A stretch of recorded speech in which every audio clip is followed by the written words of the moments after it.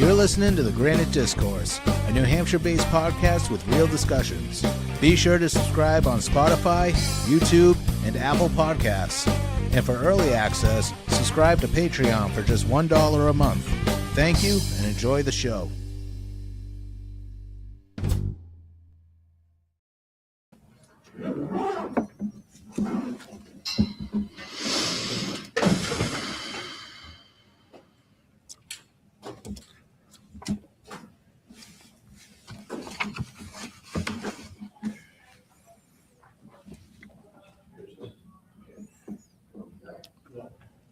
Alright, so it should be enough power cable.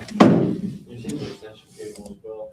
Power strip. All right, welcome to the Granite Discourse. We're live streaming down here at the Grapponi Conference Center in Concord, New Hampshire. We're at the 2026 Liberty Forum, hosted by the Free State Project, and they invited me to come down here and do some live streaming, and that's what we're here to do. We're going to do some interviews with some of the special guests that are here. And right now I'm sitting here with Pedro. Pedro, how you doing? Doing great. Thank you. Yourself? How's that going? Good. Good. We got everything set up. It's been interesting morning, but smooth sailing ahead, I think. Yeah. So we have a great event, a lot of good people for you to interview. So I think anyone watching is gonna get a lot out of this. Yeah, I'm gonna turn towards you a bit. Yeah. Hold on a second here. All right, we're good. We're good, I think. So, Pedro, you're with the Free State Project. That's right. All right. I volunteer as the outreach director. So I'm basically, just trying to get the word out. Thank you for having me on your podcast, the live stream. We table events. We go all over the New England. We target places where we expect to find liberty leading people, liberty lovers. So we'll go to gun shows. Vermont recently had a food freedom event festival. We'll go to a homeschooling show or a homesteading. We know where to find our people, right? And let them know about the most exciting thing happening in the liberty movement. About the Free State Project. We think, once we're in it, we think everybody knows what the FSP is, especially if you live here in New Hampshire. But the reality is, it's estimated there are 20 to 25 million libertarians in the country. And, thousands have made the move, but many more still can. So we're just getting the word out there. So now, are you going around basically in New Hampshire, or are you going to No, we go to states? Maine. Yeah. We do events in New Hampshire, which is a relatively new development. The Free State movement has grown so much that many people who are from New Hampshire or moved here without knowing about the Free State Project, they want to be Free Staters too. They want to be, part of this exciting movement. But typically, we'll go out of state. We'll go to Maine, Vermont, Massachusetts, New England, Connecticut, Rhode Island. We'll go to their LP, Libertarian Party meetings, conventions, meetups. And like I said, all those other types of shows. And so we'll set up a booth. We'll let them know in advance, who we are and what we're about. We'll set up a booth, put out some literature, flyers, and we'll encourage people to sign up for our newsletter, because that's really the best way to stay in tune with what's going on here in the Free State. And what ends up happening a lot of times is, people see an event that we're hosting, like this one, Liberty Forum, or maybe one of the more casual events, the State Freedom Trek, I believe it was called. It was a great hike, beautiful views the whole way that we did a few months ago. That pulled a lot of people from different parts of New England, and they just wanted to come hang out with us for the day. And hiking is a great way to do that. You can talk for 5 minutes, you can talk for 50 minutes, and as you've been hiking, you sort of move around and engage with different people, and people can ask what it's like to have moved here, what it's like to be part of the liberty movement, how they can get involved. So these are great events to give people some exposure to the free state.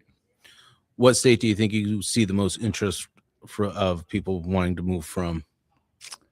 I don't know that I know that. I would think anybody I mean, New England states, with the exception of New Hampshire, there's the Freedom in the 50 States Index, published by Cato, but our founder, Jason Sorens, is one of the co-authors. They rank the 50 states in terms of freedom, and you can go on freedominthefiftystates.com or .org to find out what their methodology is. But New Hampshire consistently ranks number one. Every other state in New England and the Northeast is in the bottom quartile, I believe. New York's dead last at number 50. I believe Maine is 43. Massachusetts, I'm not sure. Who knows? I don't remember them each, but they all rank very poorly. So anybody in the Northeast who remotely cares about freedom and isn't, unless doesn't want to travel to an entirely different part of the country, is gonna be interested in moving to New Hampshire.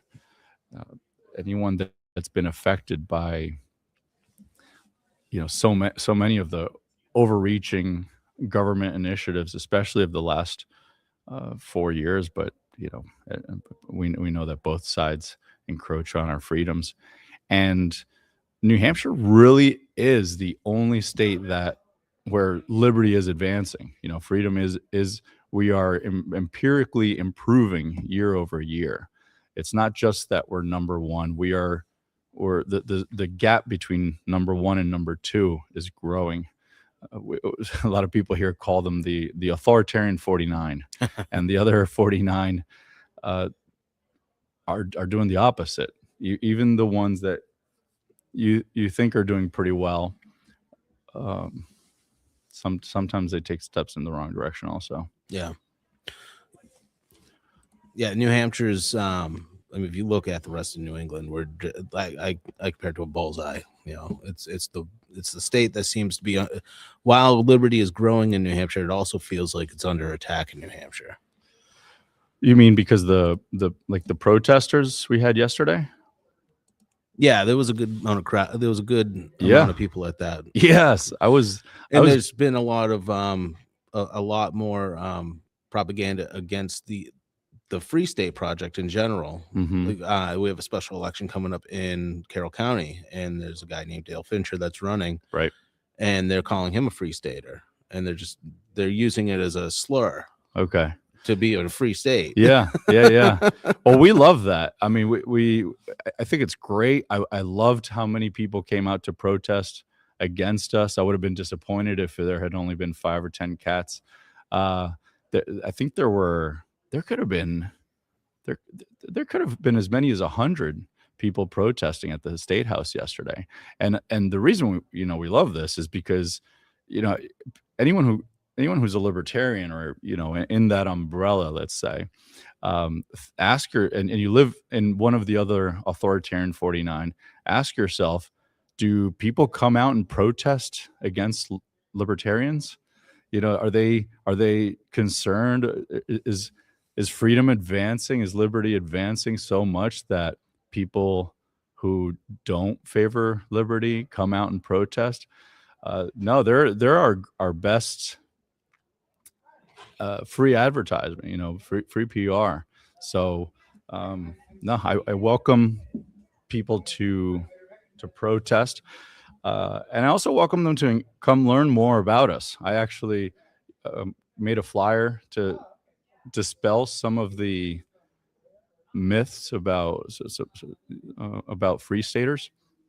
So, for example, one of the most common ones I hear is that we're billionaire funded.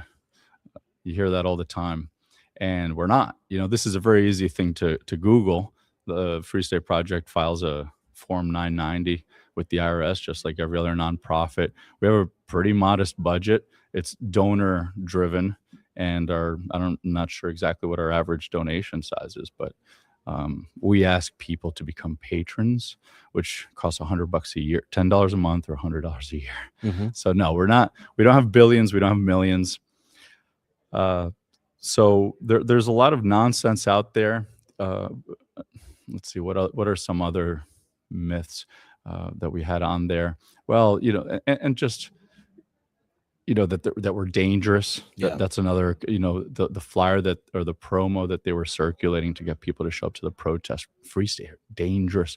That's just weak. And it instigates violence because we're quite the opposite. We promote. We believe in the non-aggression principle more than anything, and the FSP.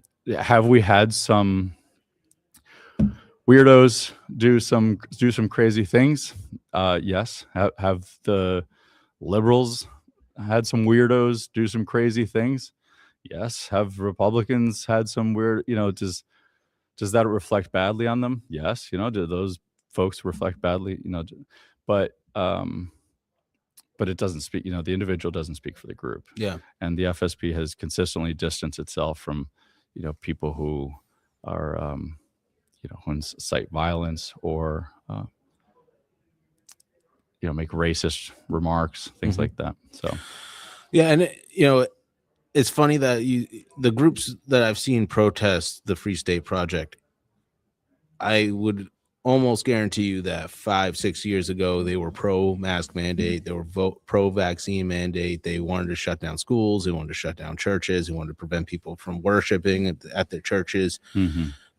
Probably the most fascist behavior that we've seen in our country in my lifetime, that's for sure, was the response to COVID that we saw coming from the government. And right. The people that supported it are the same people now that I believe they're the same people now that are saying that liberty is a fascist idea. And you can't make this up. You can't. No, it's complete mental gymnastics. And anyone who didn't do what they said should be arrested, should be jailed. I mean, some wanted to, if you did get sick, should be left out to die. Yeah. No, there's people were getting arrested just for going to the beach. Right. So that was the case in Puerto Rico. It was prohibited to go to the beach, Craig, of all places, where there's nothing to touch that then someone else can touch, where there's constantly a strong wind, where people typically sit with large spaces between each other, while they're sunbathing. So there's a guy I saw get arrested for surfing. Jeez, that's as crazy as it gets. Yeah. So where can people find more information about the Free State Project, where your job comes in? Yes. Well, the Free State Project, you can go to either freestateproject.org or fsp.org. On there's a button to volunteer, and then specify that you want to participate in the outreach. And otherwise, you can contact me directly by emailing me, Pedro, Pedro @fsp.org, and we'll get you plugged in. But it's volunteering to do outreach. Let me tell you a little bit about it. It's for starters, it's actually really fun. It's we set up a small table like this one, and just some flyers and a clipboard encouraging people to sign up for the newsletter. But what's cool is just engaging with people. And, it's not, the people that come up to the table are friendlies. People who aren't interested, don't like the FSP or whatever, they'll just walk past. It's no big deal. I'm sure they have booths that I'm not interested in, and we just walk right past them. But the ones that come in and just to think, in a day you can talk to 10, 20 people, and to think that any one of them or several of them will be our next movers, could be our next state representative, could be our next business builder or community builder here in New Hampshire. I think that's really, really rewarding. So it's and we help people out. We give them little training videos that last a couple minutes on what a typical conversation goes like, what some of the frequently asked questions are. And so, and people don't have to go alone. They can go with a buddy, have buddy them up with somebody who's done outreach before. So it's effective, it's fun, and it's why we're here. We're here to invite our brothers and sisters in freedom to the Free State. So Nice. Well, thanks for sitting down and talking with me. thank you, Craig. Hey, and, Great seeing you again. yeah. And thank you for what you're doing. Oh, no this is problem. important work. You get the word out there. I see you have a great next guest, I think so. Representative Mannion. I'm going to pass it off. Thanks, All right. Craig. Thank you.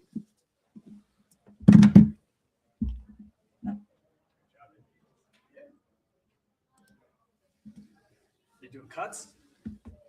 No, we're live streaming. Oh, sweet. Oh, really? Yeah, we're live. Oh, cool. Dead air. Fantastic. Cool. All right, man. Tom. Oh, wow, this sounds good. Good to see you. Yeah, good to see you too, man.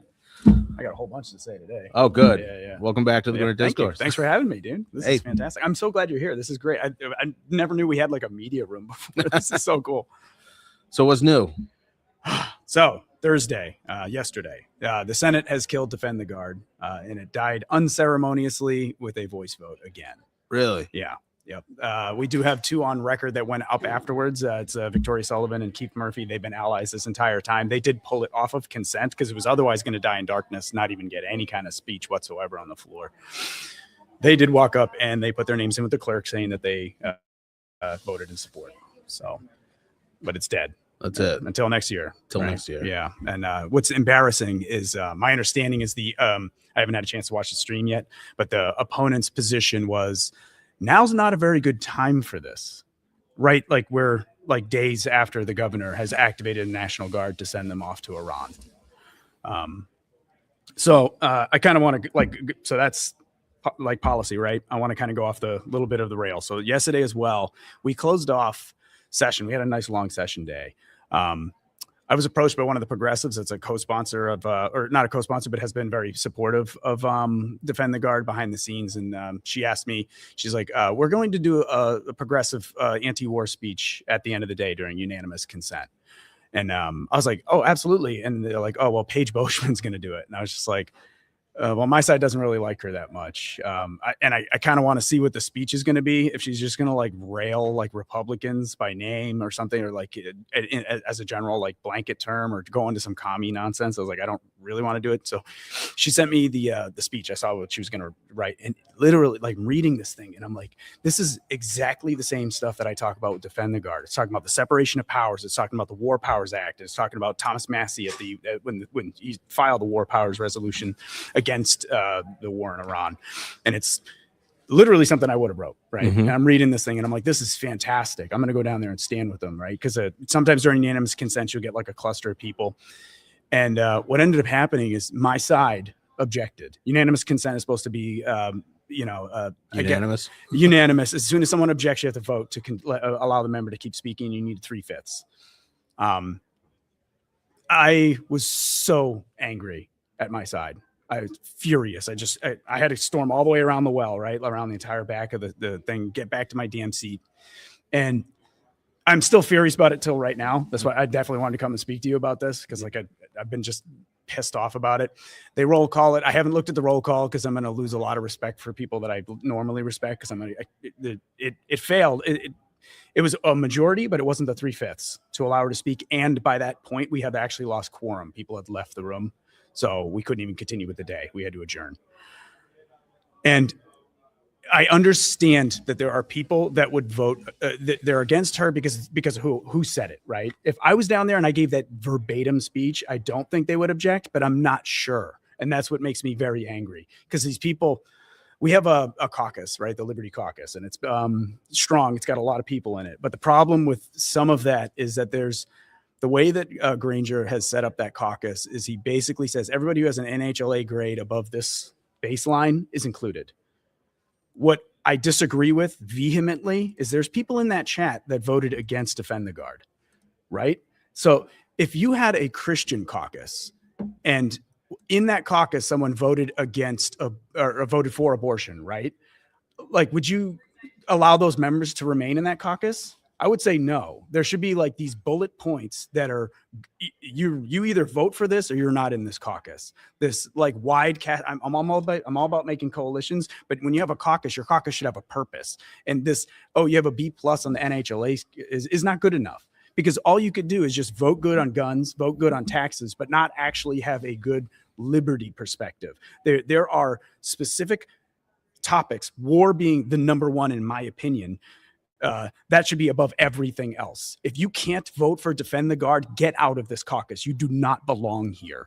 And what's frustrating is now that we've changed presidents and we got Trump up here in the White House, there are so many people in the Republican Party, even here in New Hampshire, that have backslid. We saw it with the vote for Defend the Guard coming out of the House. I lost 20 Republicans.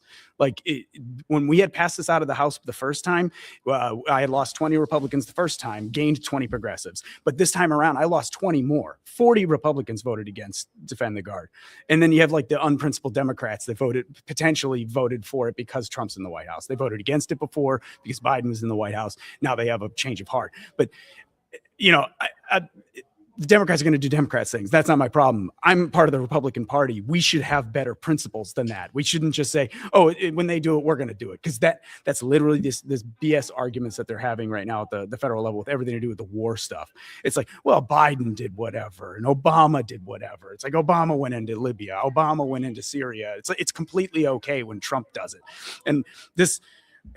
So I became activated. I said this on your podcast. I became activated because of COVID. That's what got me into New Hampshire. That got me to move with the Free State Project here and then become active through it, because that was the greatest tyranny I've ever seen in my life. But before that, I became like a liberty guy, and I became engaged in politics because of Ron Paul and his anti-war perspective, right? And it was, to me, I was frustrated because I wasn't going to join either party, because I was just seeing like the Republicans were run by the neocons, these warmongering neocons. I want nothing to do with this whatsoever.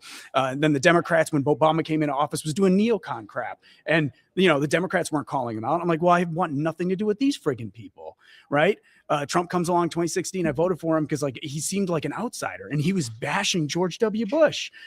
He's like, I voted third party in 2020 because of COVID, right? Like I could not stand that, you know, the lockdowns, the Fauci, Operation Warp Speed. I was like, this is a disaster. I cannot vote for this guy.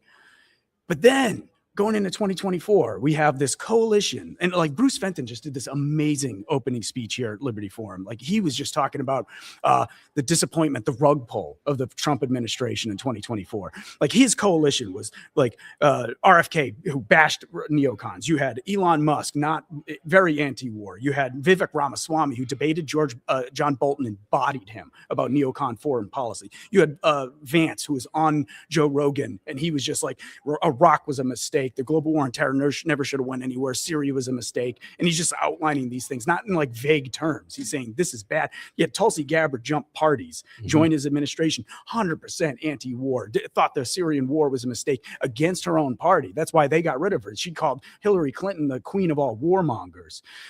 And this coalition was like, I am sold. I am so sold on this. Like, this is exactly what I've always wanted. And like Bruce Fenton was like brought to tears up there, man. I felt it like this morning. He was saying like, the rug pull is real, because when he saw Trump in 2024, he was out there in front of, he was in Riyadh in front of like an entire group of like billionaires and all that stuff. He said like Elon Musk is in the audience and all that. And he says, this neocon crap, we're never going to do Iran, all that. And then, you know, fast forward to like 2 weeks ago, we don't even have an excuse for Iran right now. Like with the Iraq war, they had this BS. They had to do this whole propaganda campaign. They had to sway the voters to really justify this thing. They muddled the mixture, saying like, oh, well, Saddam might have had something to do with 9/11. This Iran thing, we have nothing.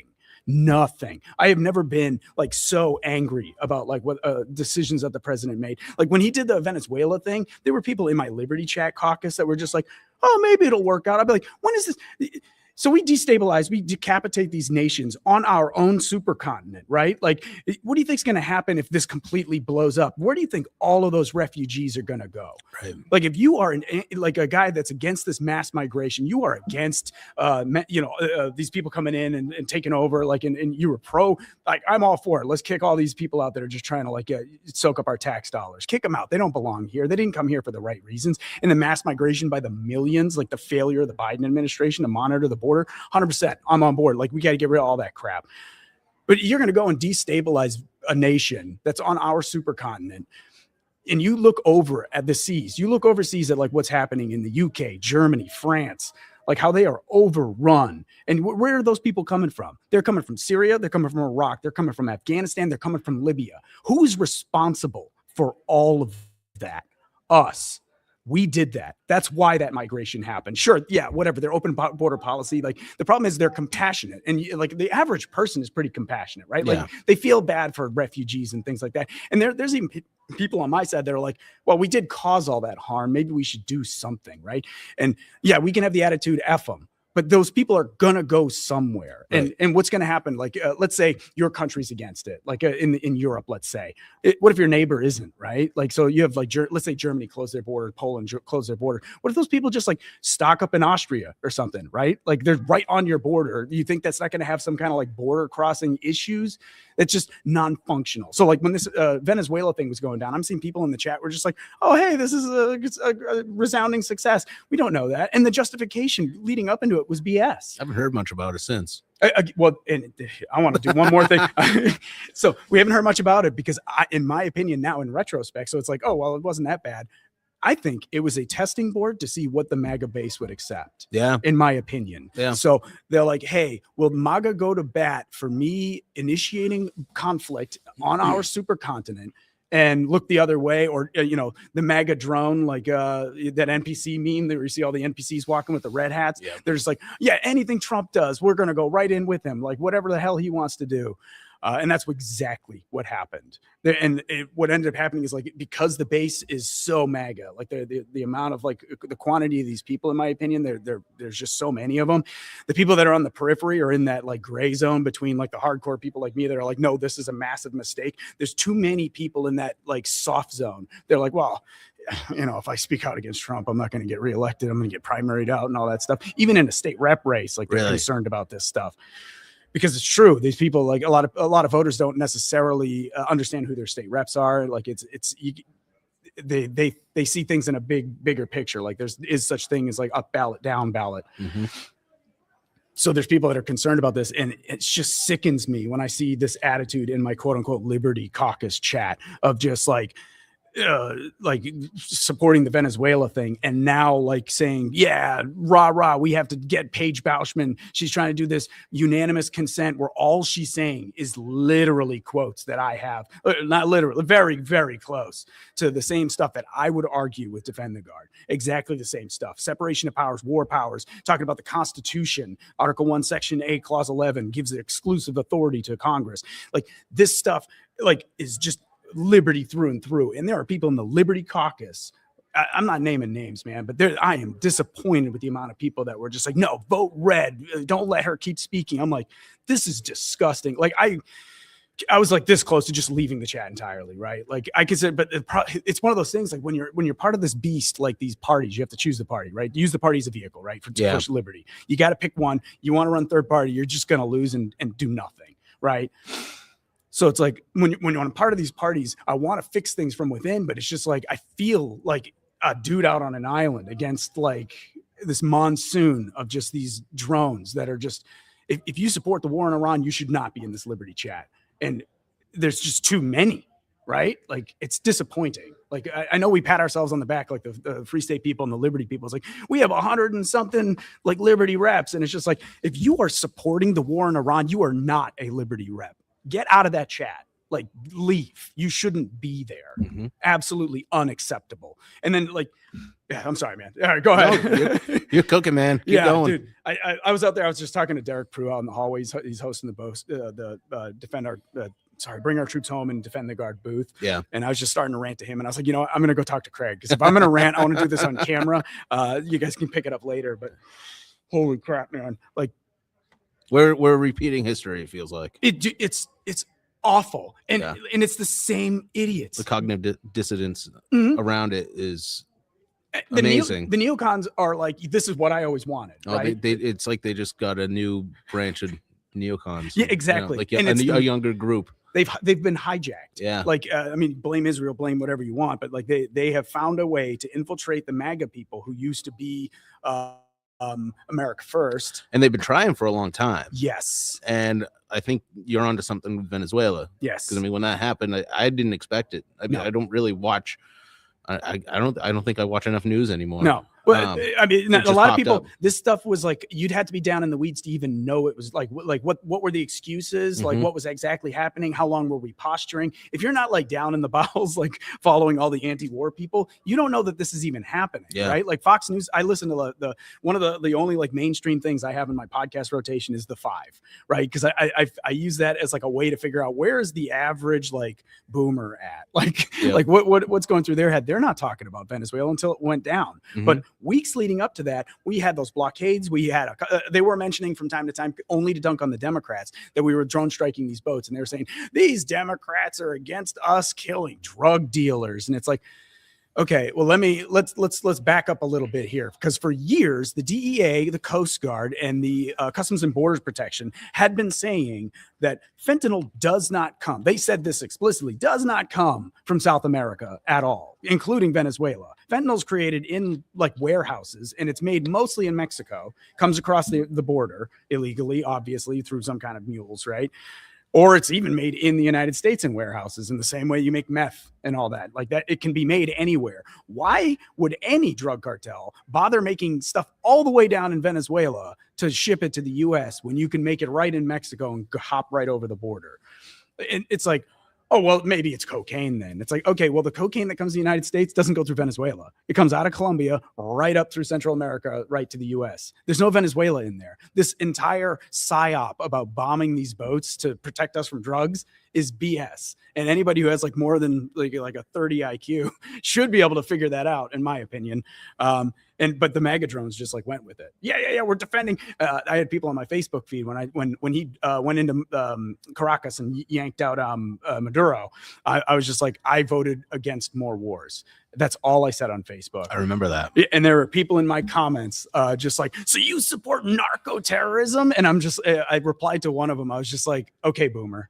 Like, it's like you're obviously just mainlining that Newsmax like talking points, and I'm like it's like talking to an NPC. Talking like, I think Michael Malice has a quote where it's like, when you argue with boomers, you're arguing with the television.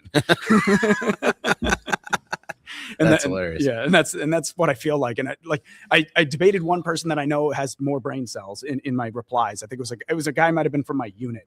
It was a guy that I served in the Marine Corps with. Where he's like, hey man, this isn't like an actual war and all that stuff. And I was like, I don't know, dude. When you kill 80 people and roll in and disable their military defenses and then decapitate a nation, if they did that to us, we'd be at war. That seems to be the new saying too. It's not a real war. Yeah. Well.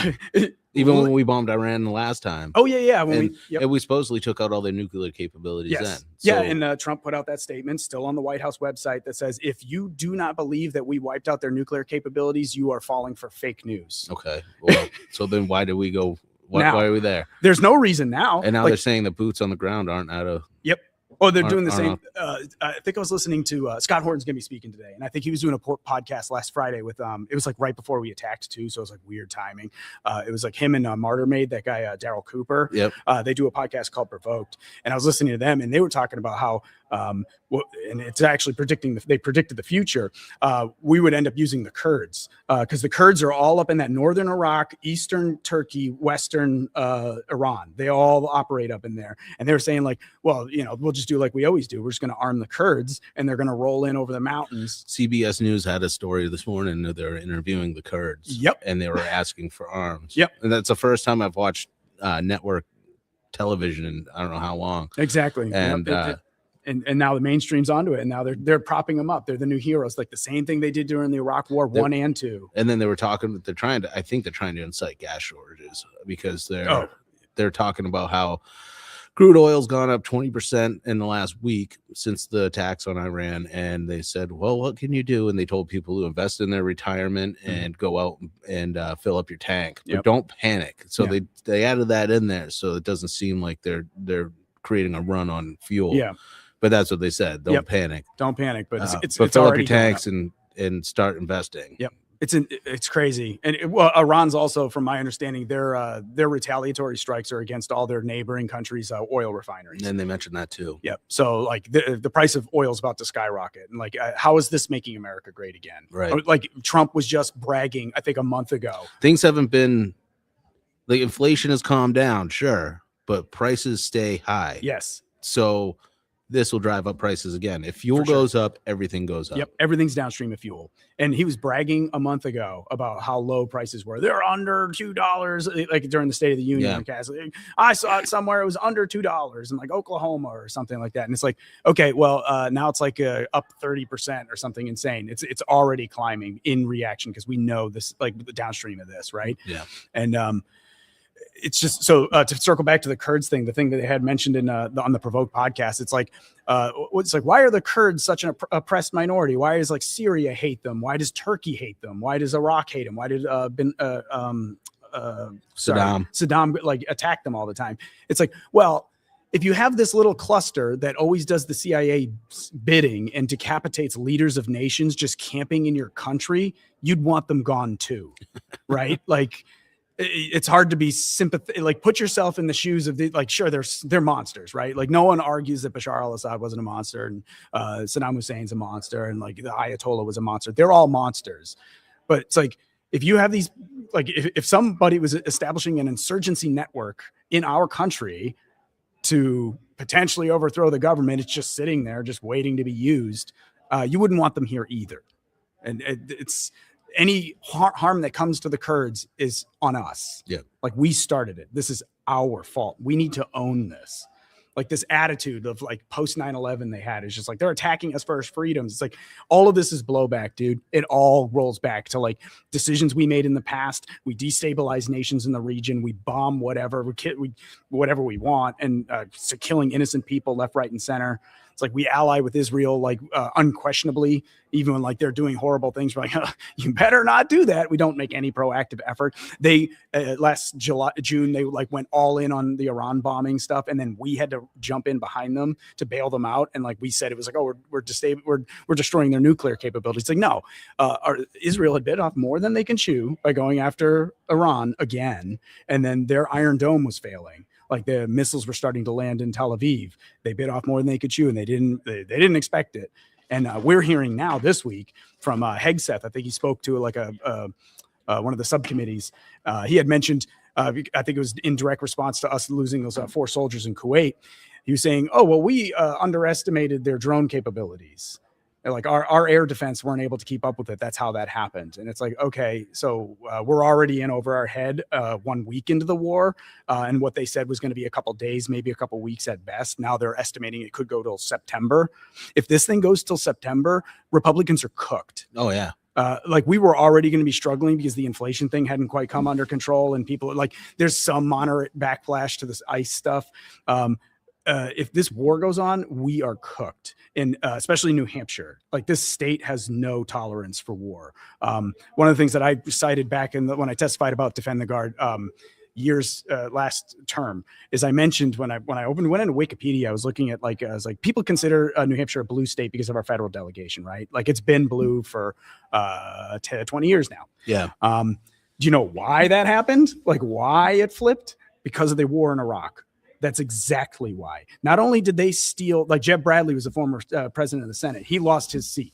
Like, there was these districts that were they were solid red, safe red congressional seats. And the Senate had been reliably red. Like, maybe it popped once or twice.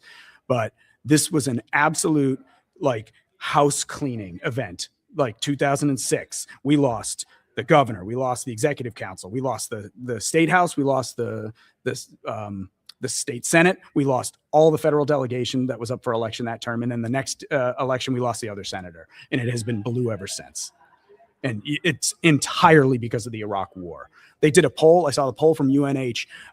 It's like 60% of independents right now are against the attacking Iran altogether. Mm-hmm. If you go further into that poll about boots on the ground, it's like 80-90%. If people are done with this, we are very anti-war, and this like attitude from the Republicans, even in my own Liberty caucus, of just like, oh well, yeah, this had to happen. Like, it's like, you idiots. Do you have any, like, we can talk about like the Democrats are trying to pass an income tax. Like, okay, yeah, that's horrible. But people show up to vote like based off of huge things like this. They're going to show up to vote for this, against this war. This coming election, in my opinion, come November, is going to be a protest against this war if it's still going on. Well, one of the things I liked about Donald Trump, just like you did, was that he said no more wars. Yes. And that's in 2024, things seemed the future looked very bright. I was so hyped. And in January 2025, I was so hyped. It's all gone to shit. It has. And like, it's like, Not all of it, but a good amount. I mean, even the immigration stuff is not going nearly as quickly as it should. Right. And like this ICE stuff where like they're just kind of allowed to do whatever the hell they want. And like now we have like 2 dead Americans because of it. You can blame the Democrats all you want, but that optics is terrible. Yeah. That we could have done this a better way. Yeah. I'm Monday morning quarterbacking and all that stuff, but it's just like, okay, well, it happened. We can claim it's Monday morning quarterbacking all we want, but the average American wasn't okay with that. No. 2 Americans dying. No. And Republicans are like, yeah, screw them. It's like, well, that makes us look like psychos. Do you guys remember when Charlie Kirk died? Like how even like there's a good chunk of Democrats were like, this is beyond the pale. Right. There was a good chunk of Democrats, like not the super progressives that were still calling for more. Yeah. Right. Those people are lost. They are a lost cause. But what we're trying to grab, and we always do this, and you go do like election training with AFP or YAL or any of these people, these grassroots organizations. They're going to tell you the people that you're trying to win over is like 3%, honestly, because there's the people that will never vote for you. There's the people that will always vote for you. And then you scope it down. And it's like, there's people that never show up to elections. You scope it all the way down. It's like, you're at the margins, man. Like, and those margins they weren't okay with those people being executed. And they're not okay with the war in Iran. And if we're going to sit here and just double down or stay silent, that is going to cost us. We like the party itself, the Republican Party needs to get its act together. We can't just like drive headlong into whatever Trump wants because we're scared of upsetting our base. That base, in my opinion, even if you came out against Trump, if it's Republican versus Democrat on the ballot, they're still going to vote for the Republican. I don't think that they're like, it may hurt you in a primary, but come November, the Republicans, you still have the Republicans. We need to be principled, and we need to be anti-war. We need to be anti-police murdering people. And if we take both those stances, then we get the middle. But when we're out here laughing at the people executed by ICE, that makes us look like psychopaths. It makes us look like the progressives laughing about Charlie Kirk. Yeah. It's unacceptable. And yeah, I'm so glad that I'm here to come rant about this stuff instead of just like retweeting people. Like normally I don't usually type a lot on Twitter, but I retweet people that I agree with because someone always has a better way of saying something. In my opinion, like why am I going to try to say the same thing that other people said? I'm always going to retweet the smart people. Yeah. But I'm more than happy to come and rant on a camera. Yeah. So what do you have going on with the Free State Project for Liberty Forum? I'm actually not doing any presentations. I will be introducing Scott Horton. Okay.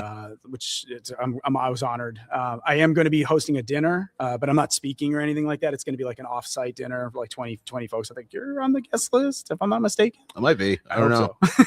I was just going to show up anyway. Yeah. Sweet. Nice. Yeah. So what else is going on in the legislature? Anything you want to talk about? I mean, as far as like specific bills due next week, we have 2 days. We tried to yesterday. So before all that other stuff with Paige, we tried to extend the deadline because we have 200 bills we have to get done before the deadline, which is next Thursday. Oh, really? And it took us from 9 a.m. to about 5:30 to go through 40 bills yesterday. What? Yeah. So we have to do 200 in 2 days. Oh, that's awful. Wednesday and grueling. Thursday. Yeah. We tried to move the deadline. The Democrats postured like you should plan better, even though they're the ones who filed like all those garbage bills that we like. It's repealing like EFAs and stuff like that, like stuff that the governor's never going to sign. You want to talk about like wasting time? Everything they filed is a waste of time. Almost everything. There's always bipartisan stuff that passes on the consent calendar that we all like. Yeah, sure. Like, yeah, that date's wrong. Yeah, this shouldn't make sense. Things like car inspections that came from us, but it's just like that ended up being bipartisan in the end. Some bipartisan stuff is still good in my opinion, like working across the aisle on single issues, but like these like just attacks on EFAs, attacks on homeschoolers, like trying to undo anything we did last term. Income tax. Oh my God. It's so funny that like it's like Monday they have that dude, the former executive counselor, go out there and say like, I'm proposing an income tax, and then like all of the NH Dems orgs condemn the dude as if he basically denied the Holocaust or something. Like, that guy does not speak for us. He's blah, blah, blah, blah. And then we immediately have like a constitutional amendment that says and Osborne made a floor amendment, because originally it was like something about like raising taxes in general requires a 3/5 majority, and the replace all amendment was just the legislature shall not impose an income tax. That was it. It was a complete replace all. We passed the replace all on a simple majority because you can do that. Then a constitutional amendment requires 3/5. And oh, what did you know? All the Democrats except 4 voted against banning an income tax. So what does that mean? Yeah. Right? Like, so after everything going on before the war in Iran, Mhm. what were your thoughts on the midterms? Because when we talked last time, yeah. we were thinking, we'll probably be all right. Yeah, I thought we'd be okay because I thought things would bounce back. Like Yeah. I thought the inflation would calm down a lot faster.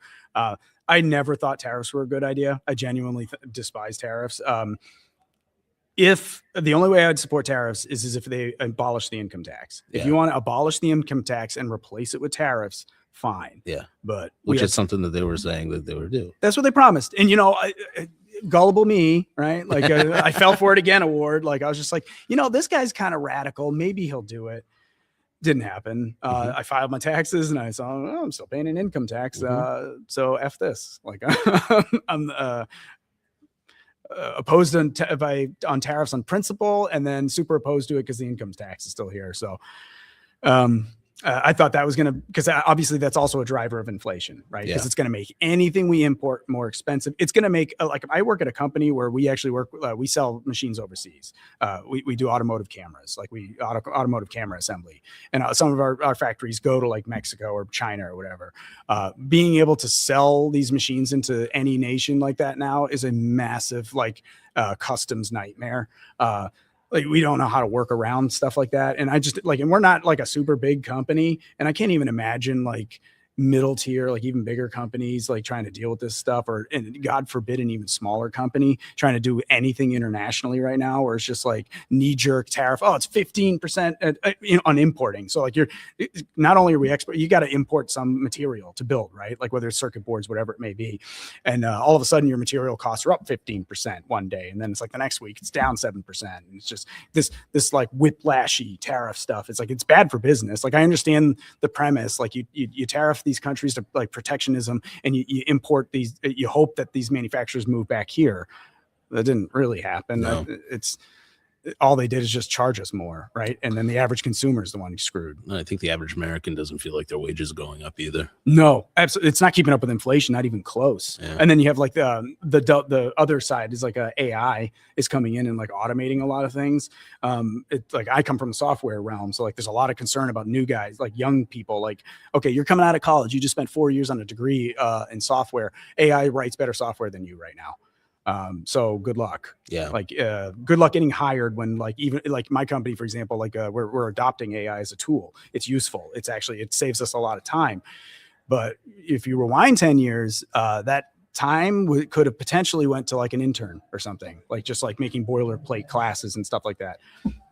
So I don't know, like, in my opinion, potentially that cost at least a couple jobs for like a college kid, like coming right out of school, gone, evaporated, because we have a tool that does it. Yeah. It's frustrating. So like you have wages aren't keeping up, and then jobs are potentially evaporating because of the AI market, which is, I think that this will work out. Like the AI thing's going to end up working out. We're going to see it as like a useful tool going forward, and it'll actually spur productivity in the long run. But in the short term, it's just kind of like companies are they're like, we have this thing that's going to increase or decrease our costs by like a whole order of magnitude. And they're going to realize that it's like, but everything's growing so rapidly now that we have to compete. We have to hire more people, expand to fill the gaps and all that, and compete in the market. But it's going to take time. Yeah. In the short term, that looks bad. And that's what we're talking about. We're going into the midterms. Short term, people are going to see this, and it's pain. Yeah.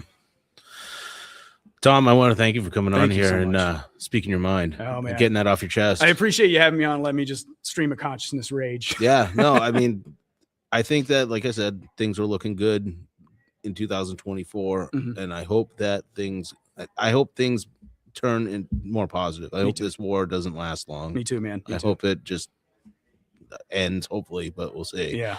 And we can get to making America great again. You know, being America first is a great idea, great policy, and much that's better. what we want to see out of our legislators. Yes. And I feel like you're one of those. Amen. Yeah. So Thank you. thank you. Thank you, man. All right. All right, you have a good one. I'll see you around. All right.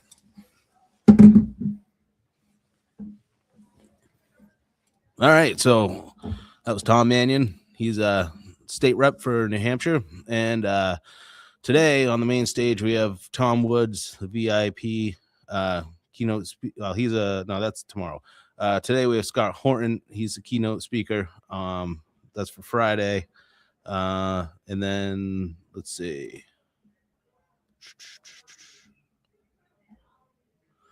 Today we're going to have Matt Kibbe, the Porkfest parking lot as a model for social change. This is going to be his speech. Bruce Fenton, Liberty in the Free State. I believe he already had that speech today. Jeremy Corden, build alternatives to central bank digital currencies.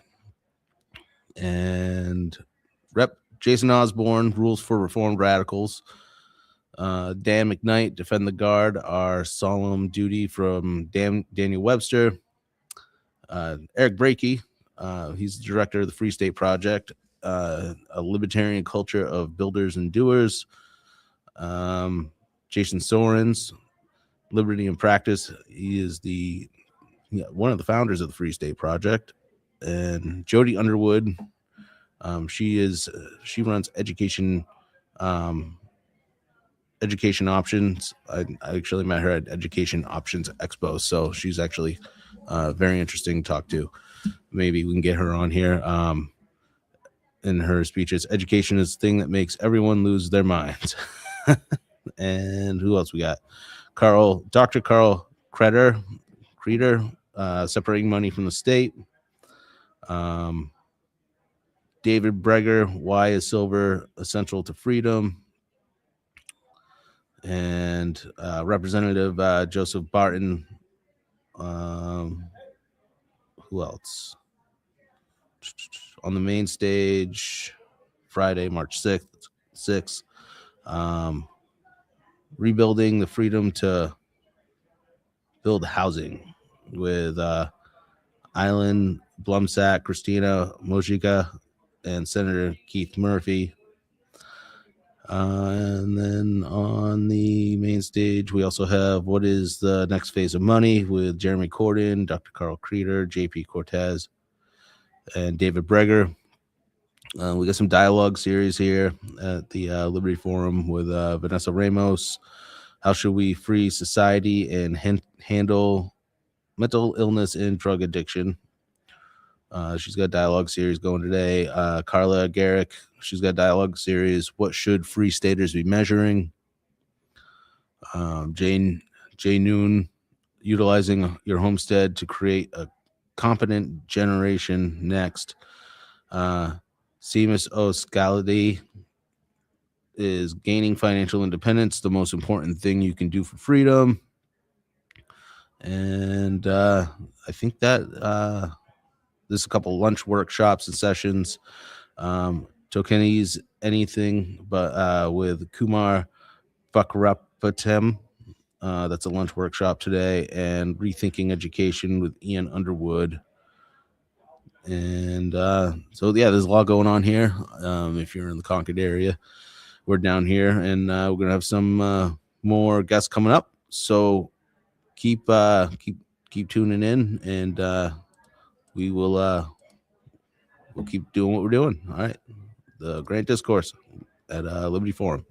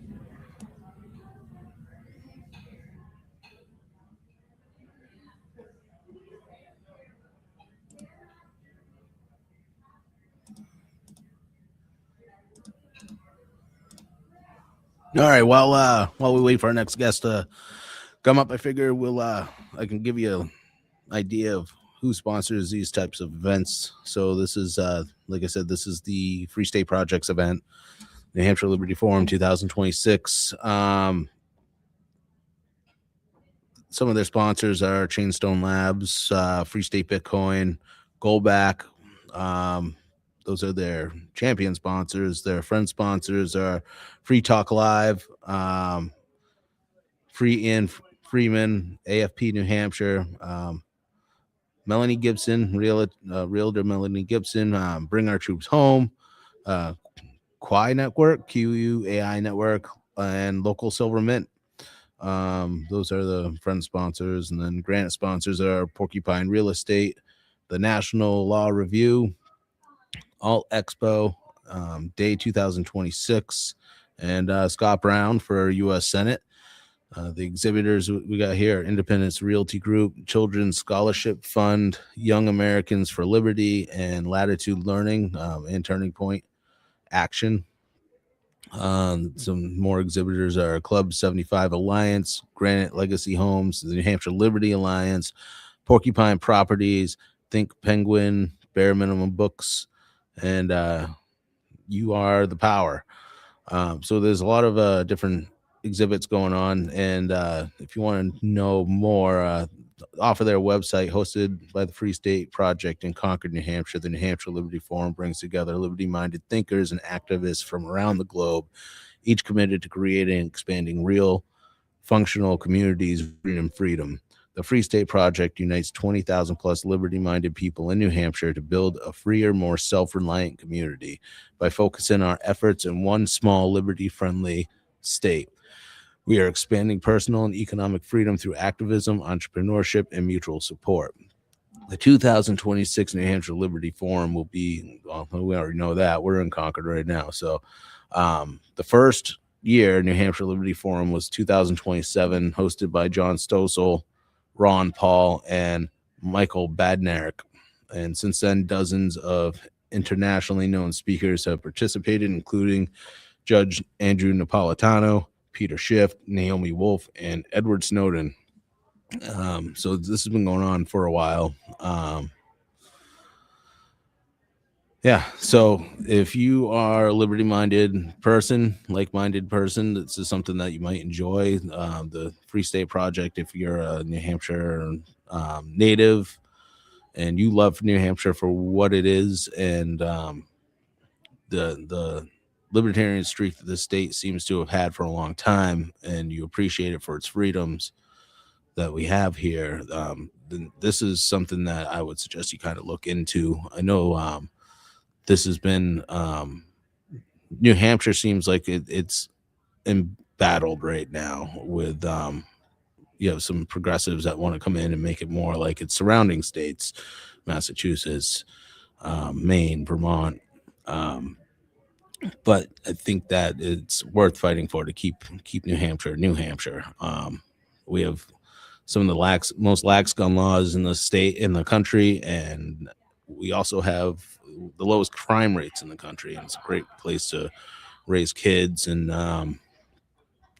right now we're doing a lot with education freedom. So if you're homeschooling or you want to homeschool, it's a great place to come and do that.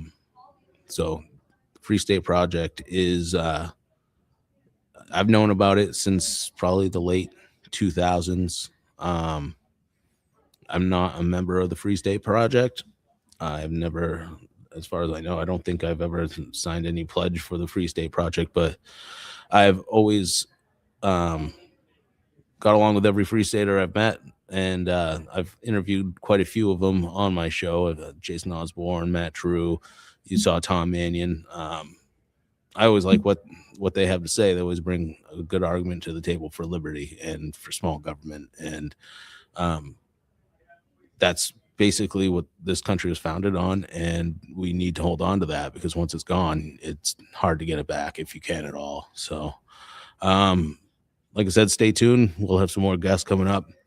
And you're listening to Granite Discourse at the 2026 Liberty Forum.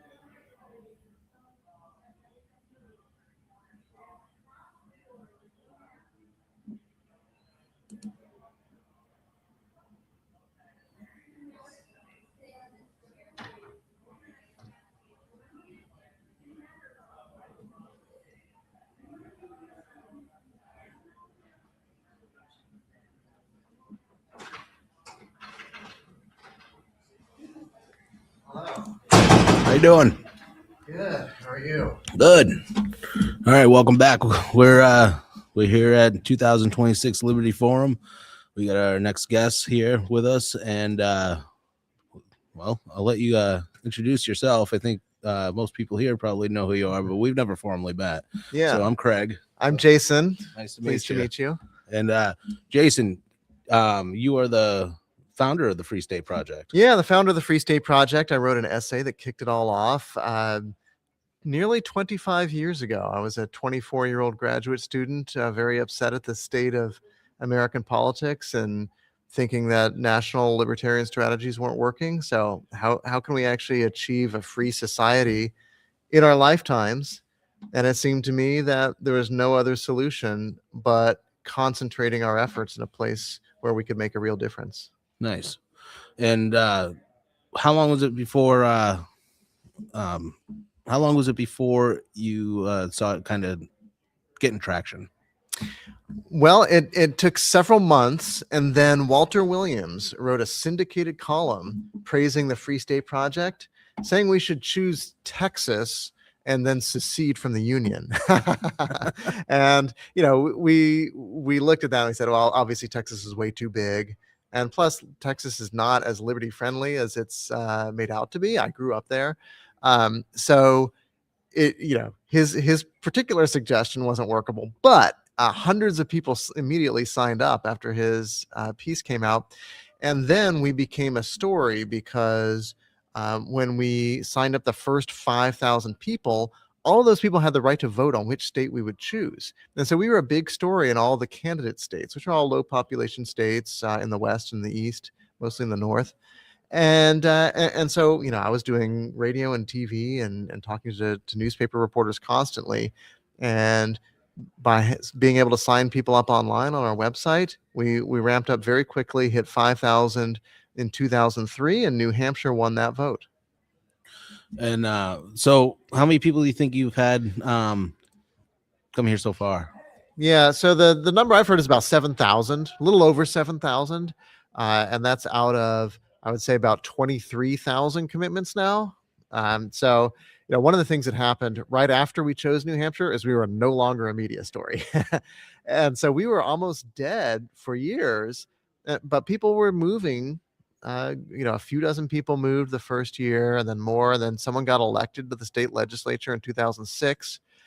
And then we started Liberty Forum in 2007, had Ron Paul come and John Stossel. And then Ron Paul subsequently announced his presidential campaign.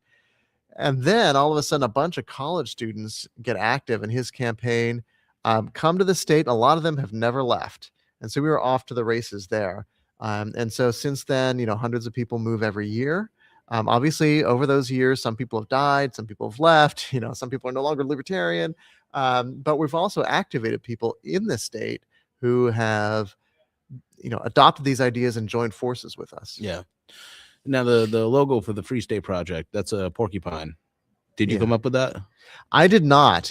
We had a group of about 200 people on a Yahoo club back when that existed, and we had a contest for logo designs, and a guy that I've really never heard of since then, a guy named Joe Littlejohn out of California, came up with a few designs. One of them was this porcupine design. Everybody loved it, and that's been the reality since then. We kind of wanted something that was cute but expressed the non-aggression principle in the same way that the Gadsden snake does, but fresher and more up to date. And that's where the porcupine came from. And it can, anybody that's ever encountered a porcupine, you don't want to mess with the porcupine. Absolutely not. They will not aggress against you, but they're not afraid of anything. Yeah. Even, cars and things, because they know they have their quills.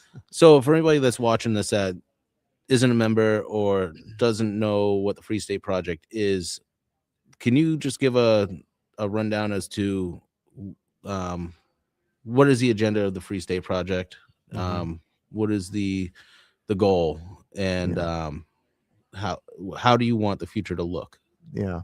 So the goal is liberty in our lifetime, a free society, and the way we cash that out is in our statement of intent, which you can sign at fsp.org. And it says that you will live in New Hampshire and you will exert your fullest practical effort toward the creation of a society in which the maximum role of government is protecting individuals' rights to life, liberty, and property. So that's our vision, is that we have a strictly limited government, or some people say even no government at all. You could have private justice. But whatever you think, that we only use force in defense of self or others. We only use it to protect people's lives, liberty, and property when they're under threat from violence, coercion, or fraud. So that's a grand vision. It would require reducing government by 75% at least from where it is today. But we think that we can achieve that in the long term by incrementally growing that freedom at the state level in New Hampshire. How do you think the progress has been influencing New Hampshire? So I actually decided to study this statistically really? because I'm an economist. So I wanted to use the most kind of sophisticated social science techniques that we have available, data science techniques, to answer this question.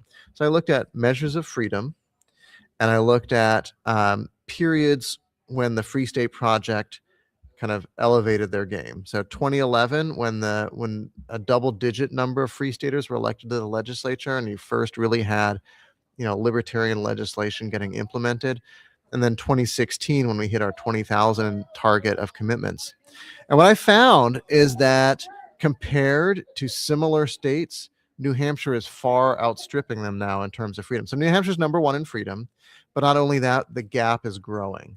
So freedom is growing faster in the last few years in New Hampshire than anywhere else, and certainly much faster than in comparable states, states that are similar, like purple states, not very diverse, eastern, northern states, Midwestern states. Compared to those states, New Hampshire is doing way, way better.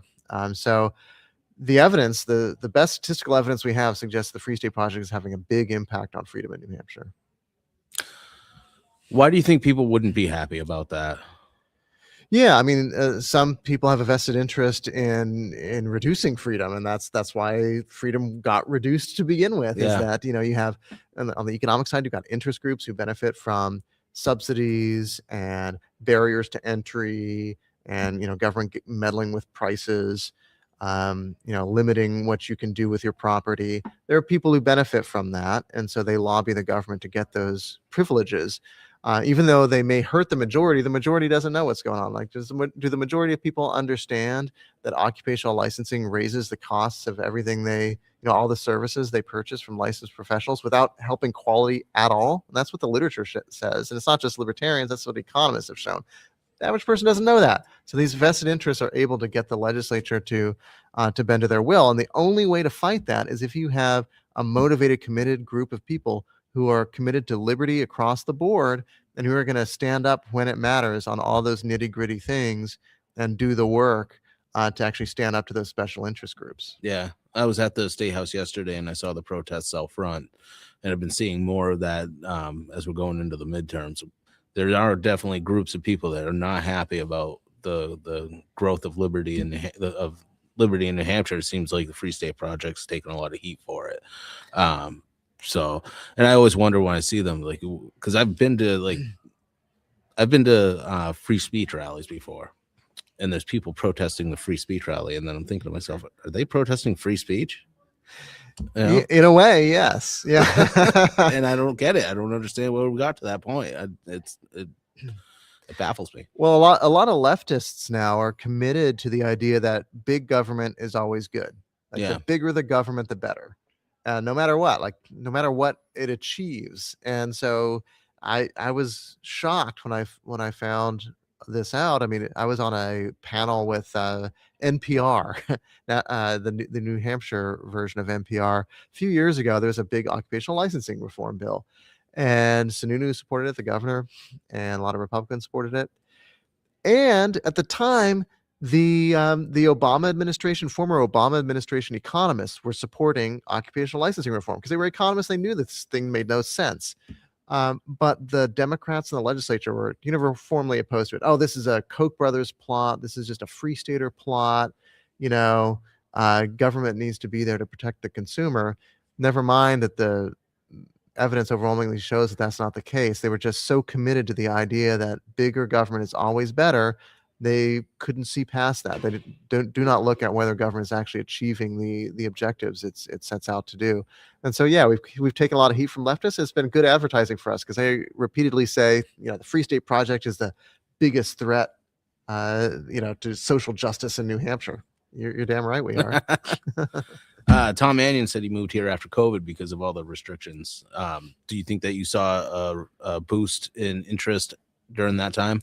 We absolutely did. And it's unclear how much was due to avoiding the COVID restrictions and how much was due to simply work from home, letting people do that. But we got a flood of new movers in 2020 and 2021. And now we're back to that background level of move rate that we had before that. But we definitely got a big surge. And, people talk about how, New Hampshire, wasn't as free as South Dakota, wasn't as free as Florida during the pandemic. Actually, for a large part of the pandemic, it was freer than Florida. Not as free as South Dakota, but there's a data set out there from Ben Powell, who's a free market economist at Texas Tech University. What he found is New Hampshire's number 7 on freedom from lockdowns during the pandemic. So we weren't the very best, but we were among the best. And so that's something that we can actually be proud of. There was a huge outcry against the restrictions we did have in New Hampshire. Oh yeah. In some sense, we need to have that kind of like context where we look around the country. Yeah, we have problems in New Hampshire, but what other states don't have is a large, active, irate, restless group of citizens fighting against those bad things. New Hampshire's very peculiar in that instance because we have for such a small population, we're very vocal when it comes to politics.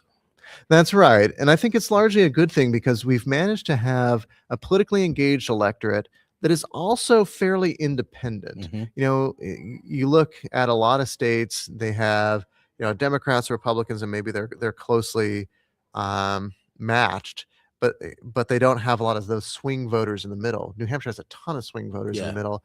And, the political forecaster, Nate Silver, talks about New Hampshire as the swingiest state in the country because, we can go left, we can go right, we can split our tickets.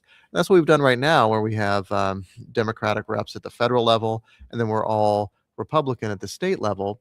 I'd much rather have that than the other way around, because I think at the federal level, we see Republicans are not necessarily consistently supportive of liberty, whereas at the state level, they are much more so. Not on every single issue, but the majority of them. Do you have any ideas why that is on the federal level? Yeah, I think it's partly the mix of issues. So at the federal level, you've got foreign policy, where Republicans can easily be worse than Democrats, right? And you have a lot of these criminal justice policies and federal asset forfeiture and things like that, drug laws, where Republicans, again, are often worse than Democrats.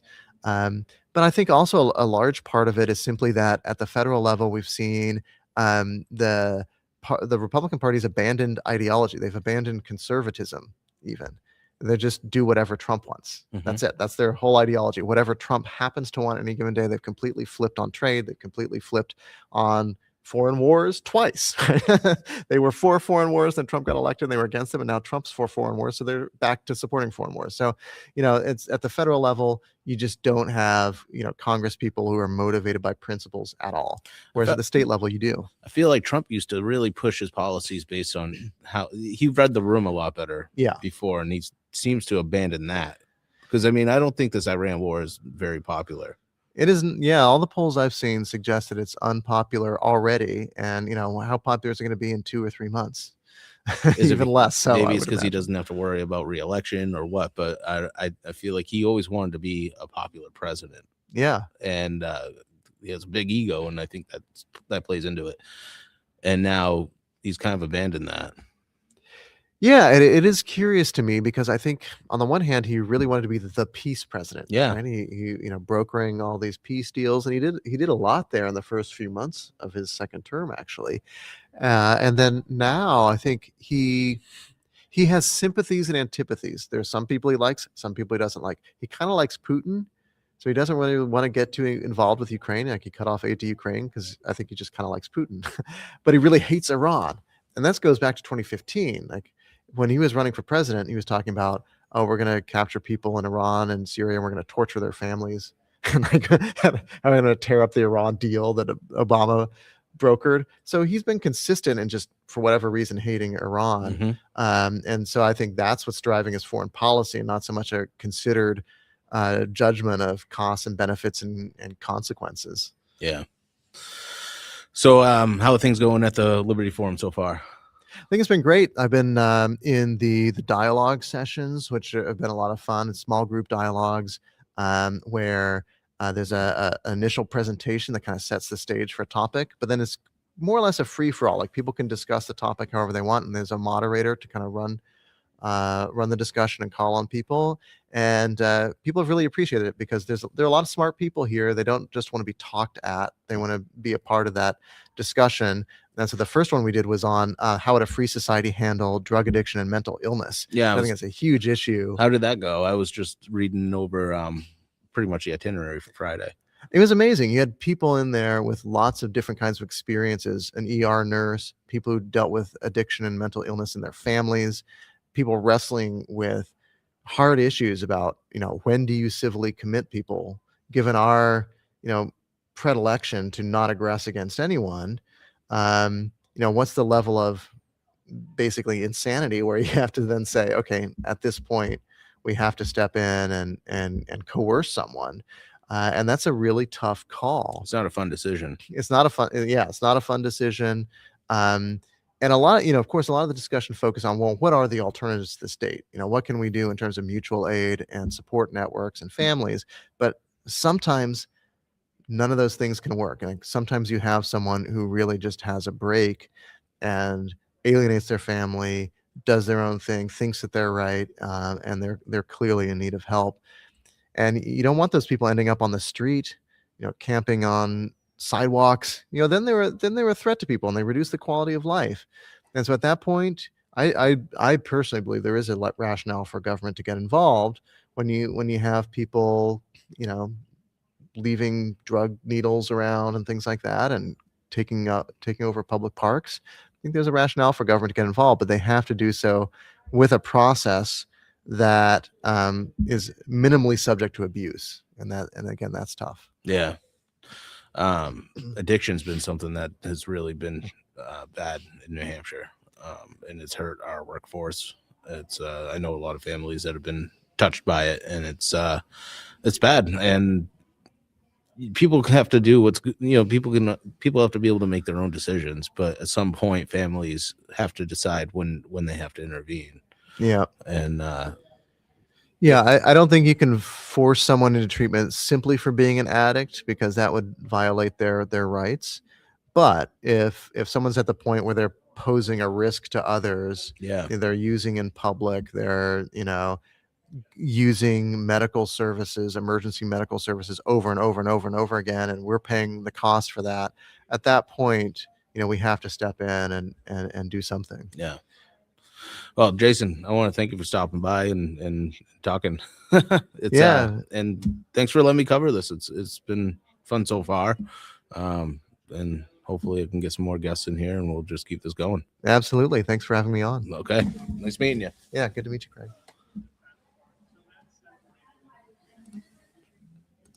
It was Craig.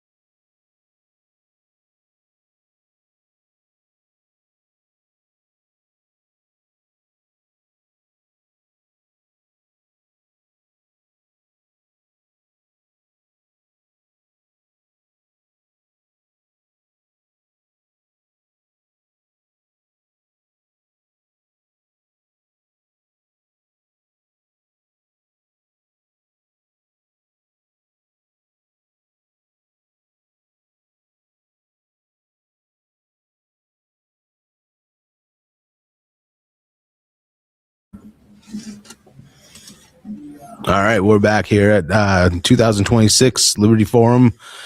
This is Granite Discourse, and I am sitting here with Josh. And Josh, you are with Local Silver Mint. Local Silver Mint. Can you get closer to the mic? Is that better? Yeah. Okay. Yes. Local Silver Mint. And that's your company? Well, yes, I work for Dave, Silver Okay. Dave over in Ware. And then we have our mini mint and then a larger facility we're in the process of turning on over the next 60 days in the greater Manchester area. So Silver Bits too. Silver Bits. Okay. Yeah, Silver Bits is our premier product. Okay. All right. Yeah, that's a 1/10 round. Divisible, easy for trade and transaction. Something like that. You know, if the system fails, your neighbor down the street, you can always go buy a couple dozen eggs, basket of groceries, that sort of thing. This is a tradable tool for barter. So this is 1/10. That's 1/10. How's business been? Fantastic. Yeah. We've done almost half of the business we did last year in the first 2 months of this year. Wow. Yes. We've also just, Dave just finished talking on a panel. Oh, you may keep that. Oh, thank you. Dave just finished talking on a panel about the massive expansion we've done over the past year. We just raised $3.5, almost $4 million in debt and equity. We're moving from a 1,000 square foot production facility doing about 100,000 bits a month to a 12,000 square foot production facility that'll do 1 million bits in a week. Wow. Yes. The presses that struck the very first Silver Eagle in 1986 is sitting in our factory right now. And the man who was a kid, the youngest coin press operator ever, who struck that first Silver Eagle, now works for us. He just started Monday. Oh, that's pretty cool. Yeah. So where do you guys source your silver from? We have a variety of suppliers that we buy from, but a lot of our business is people coming in, selling their bullion, trading it in, trading it out, trading it up. And have you been working in the silver industry for a while? No, I come from the finance industry. I've been working with Dave for about 1.5 years now. Yeah. Yeah. How you liking it? I love it. Yeah. As he likes to say, this is probably one of the most important missions ever, which is sound money. Yeah. And it was just an interesting series of events that led to the two of us meeting. I got into finance and economics because I was sitting in an economics class learning about the Board of Governors of the Federal Reserve as a freshman. And I changed from a flight major to a finance major as soon as I realized that they can just create money out of thin air. Mm-hmm. Very powerful. Yeah. And now I'm on the sound money side. That's awesome. So you went from the dark to the light. Yes. And I've done the whole gamut: accounting, banking, venture capital, startups. It's really tough when the way that things have been going with our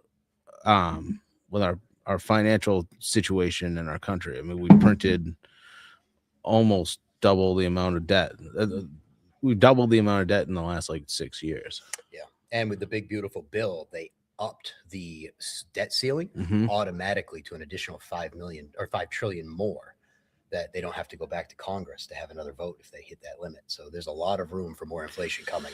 So it looks like this is going to be a good product here. This is a fantastic this product, when we started launching these in July of last year, that was a $5 item. Mm-hmm. Now it's a $10 item. Yeah. And where are you guys located? So our main showroom is in Ware. Yeah. But we are in the process of securing a flagship location in the Manchester area. Nice. It's going to be close to the highway, very easy to access right off the main roads there. We'll have more displays, more people working out of the store. But we're in a hyper growth stage right now. Nice. And what are the hours of operation? So the Ware store is just now changing. So starting April 1st, they're going to be open Tuesday through Saturday, and we're open from 10 to 4:30. The Manchester location, when that comes on in the next 4 or 5 months, that will probably be a 7-day a week, at least 10, 12 hours a day operation. How is demand right now? Huge. Yeah. Huge. We've got a lot of people buying, a lot of people selling. You know, when the silver price goes up, a lot of people find all of the sterling that they've been sitting on for the past 10, 15 years, and they come in and they dump it. And then you melt it down? If it's sterling, we'll take it in and we send it to our refining partners. Mhm. And they actually, because sterling is 925. Okay. So we deal in bullion, 3 nines pure on the silver side, but we'll send it down to them. They send us back silver grain. We run that through our pipes and we get bits out at the end of the day. That's pretty cool. Yeah. Nice. Yeah. And starting when the new factory comes online, that what you're looking at right there is a stamped product. So it's only on the one side. Yep. With the new presses that we have, we will now be issuing a coined product. So it's going to be stamped on both sides, different designs, and you'll have a ridged edge, just like you would on a traditional coin. That's awesome. But of course, this is a round, not a coin. Yep. So people can find you online too. Find us online, localsilvermint.com. And then I would highly recommend anybody who's interested in stacking ounces, check out our bullion deposit program, which we just rolled out past couple months ago. And that is a program whereby you can put ounces into Local Silver Mint's living inventory. And much like a CD, you put it in for a 12-month period, and we will pay you 5% annually in ounces.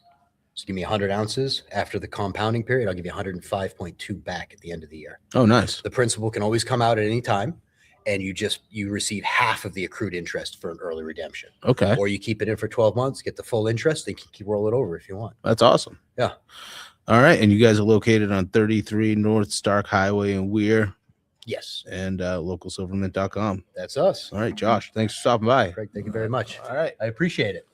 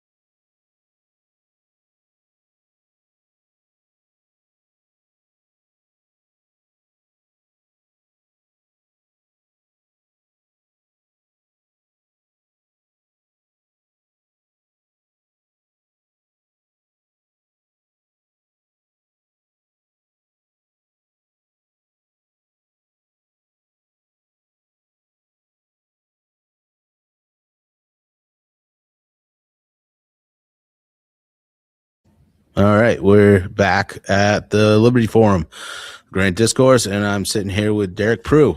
Derek, how are you? I am great, Craig. How are you? Good. Are you enjoying the time at the Liberty Forum? It's going pretty good. Just It was a little rough drive this morning with the snow, but Was it? Yeah. Where'd you come from? Derry. Derry. Yeah. So coming up 93.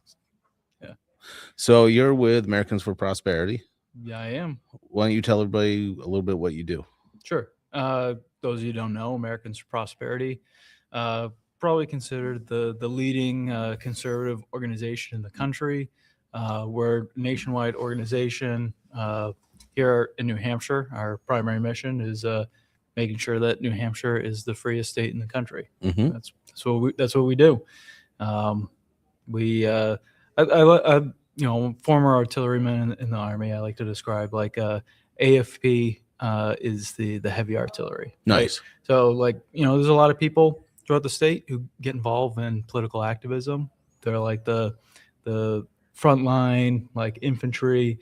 They lay out targets for us, communicate what they need. If they need resources, education on issues, technology, phone banking, door knocking, like that kind of stuff. We kind of bring in a lot of the resources to accomplish that mission. Nice. And how long have you been doing that for? I've been with AFP for 3 years. 3 years. Yeah, it's been great. Yeah, actually, middle of this month will be 3 years exactly. Yeah. What got you into it? So my story coming into politics really. So I was a New Hampshire Army National Guard. Was activated during COVID. Did a year and a half basically as a full-time guardsman. Right, a lot of people, guard is 1 week in a month, but during COVID we all got activated. And so for a year and a half, we were doing the COVID mission, and just like kind of seeing, particularly during that time, the way that government was operating and being so integrated with that, made me a little uncomfortable, right? I didn't really like the way that the country was headed. So I started getting involved in political activism, looked around me, who was the people that actually were getting involved and were kind of saying a lot of things that I was feeling. And a lot of that were people in the Free State Project, people and organizations that support liberty, like New Hampshire Liberty Alliance and AFP. Mhm. So just started to give some of my time volunteering, and did a lot of different things. Hosted like meetups, did door knocking for the 2022 election cycle. Got involved with the Defend the Guard initiative, and it's the people at AFP noticed the work that I was doing as a volunteer, and they asked me if I wanted to get paid to do that work. So. Yeah, I saw Tom a little while ago, and he wasn't too happy about the Defend the Guard result. Yeah. Yeah. Are you a New Hampshire native? I am. Yes. Okay. Yep. So you're an actual Free Stater. I call myself the native Free Stater. The native Free Stater. I Yeah, like that. Yeah. And how much work do you see ahead of what you do with the midterms coming up? Yeah, I mean, so this year is obviously a Senate year for New Hampshire. We are probably looking just for the Senate election alone, probably estimated of $250 million being spent in the state. Wow. Just for that one election. Our other organization, so AFP New Hampshire, we also have AFP Action. They're a 527 FEC super PAC. So they deal with federal elections. AFP Action has gotten behind John E. Sununu. So we'll probably be having to look at some of that, the work that we're doing there.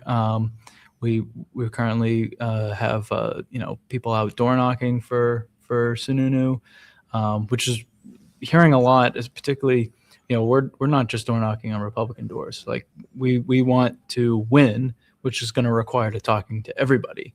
And right now, the message that we're getting across the spectrum is that people like Sununu, which makes sense. The family's been around the state for a long time.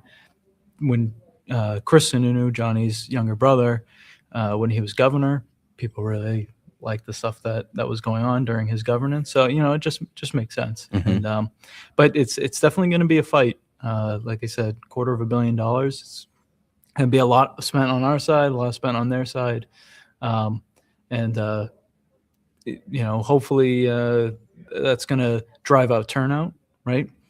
$250 million Senate race is going to drive out a lot of people to participate, and which, right, midterm elections, right, everyone always says that it's low turnout.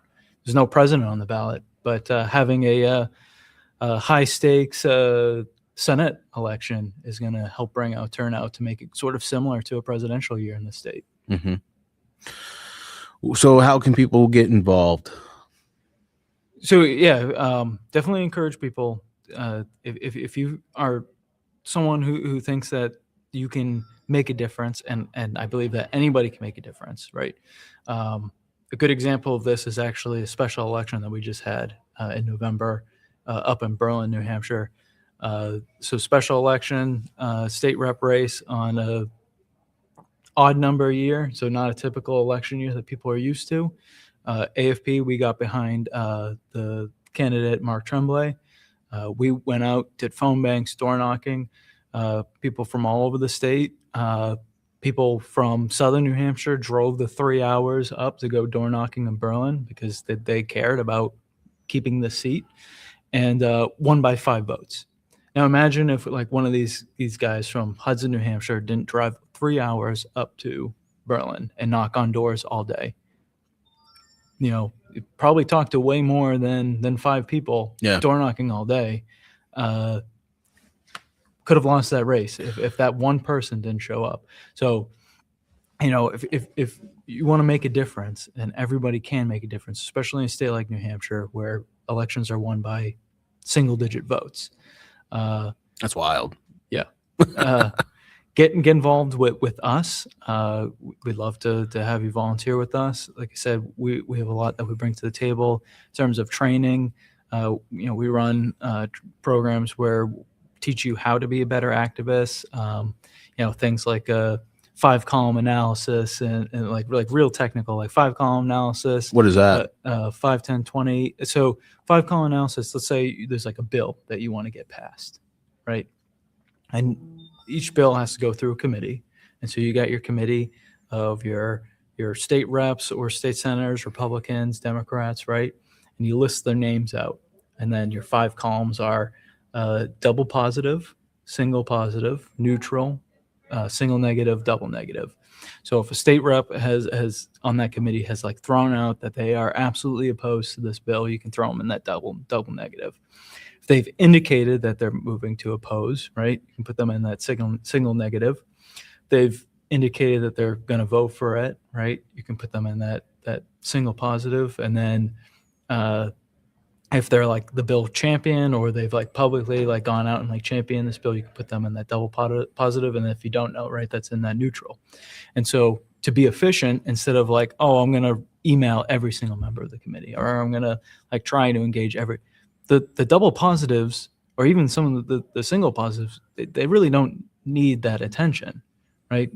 It's the single negatives or the neutrals, the people who can be moved, right, that we should focus our time talking to, writing letters to, emails to, calling them, right, to try and bring them over to that single and double positive, right?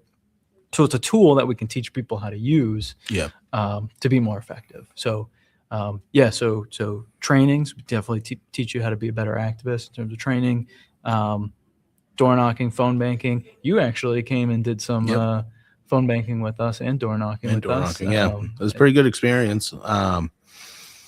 And I would say that the door knocking, it can be intimidating for some. Mm-hmm. But once you start doing it after a couple houses, you really get into the groove of it. Yeah. And the area that we were doing it was a little rural.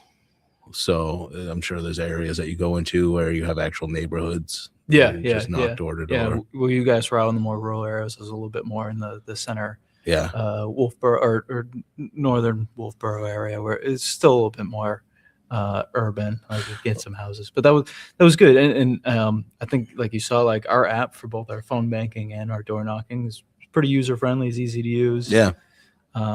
Get around. So obviously door knocking is the most effective thing you can do. Real face-to-face human interactions with another person. Yeah, there was one person didn't even know there was an election coming up, and they were a Republican. And after I talked to her, she said she was going to come out and vote. So Great. you know, and Yeah. if you got 5 votes, if you're losing, if you're winning or losing by 5 votes, then that matters. Mhm. You know, that really does. Yeah.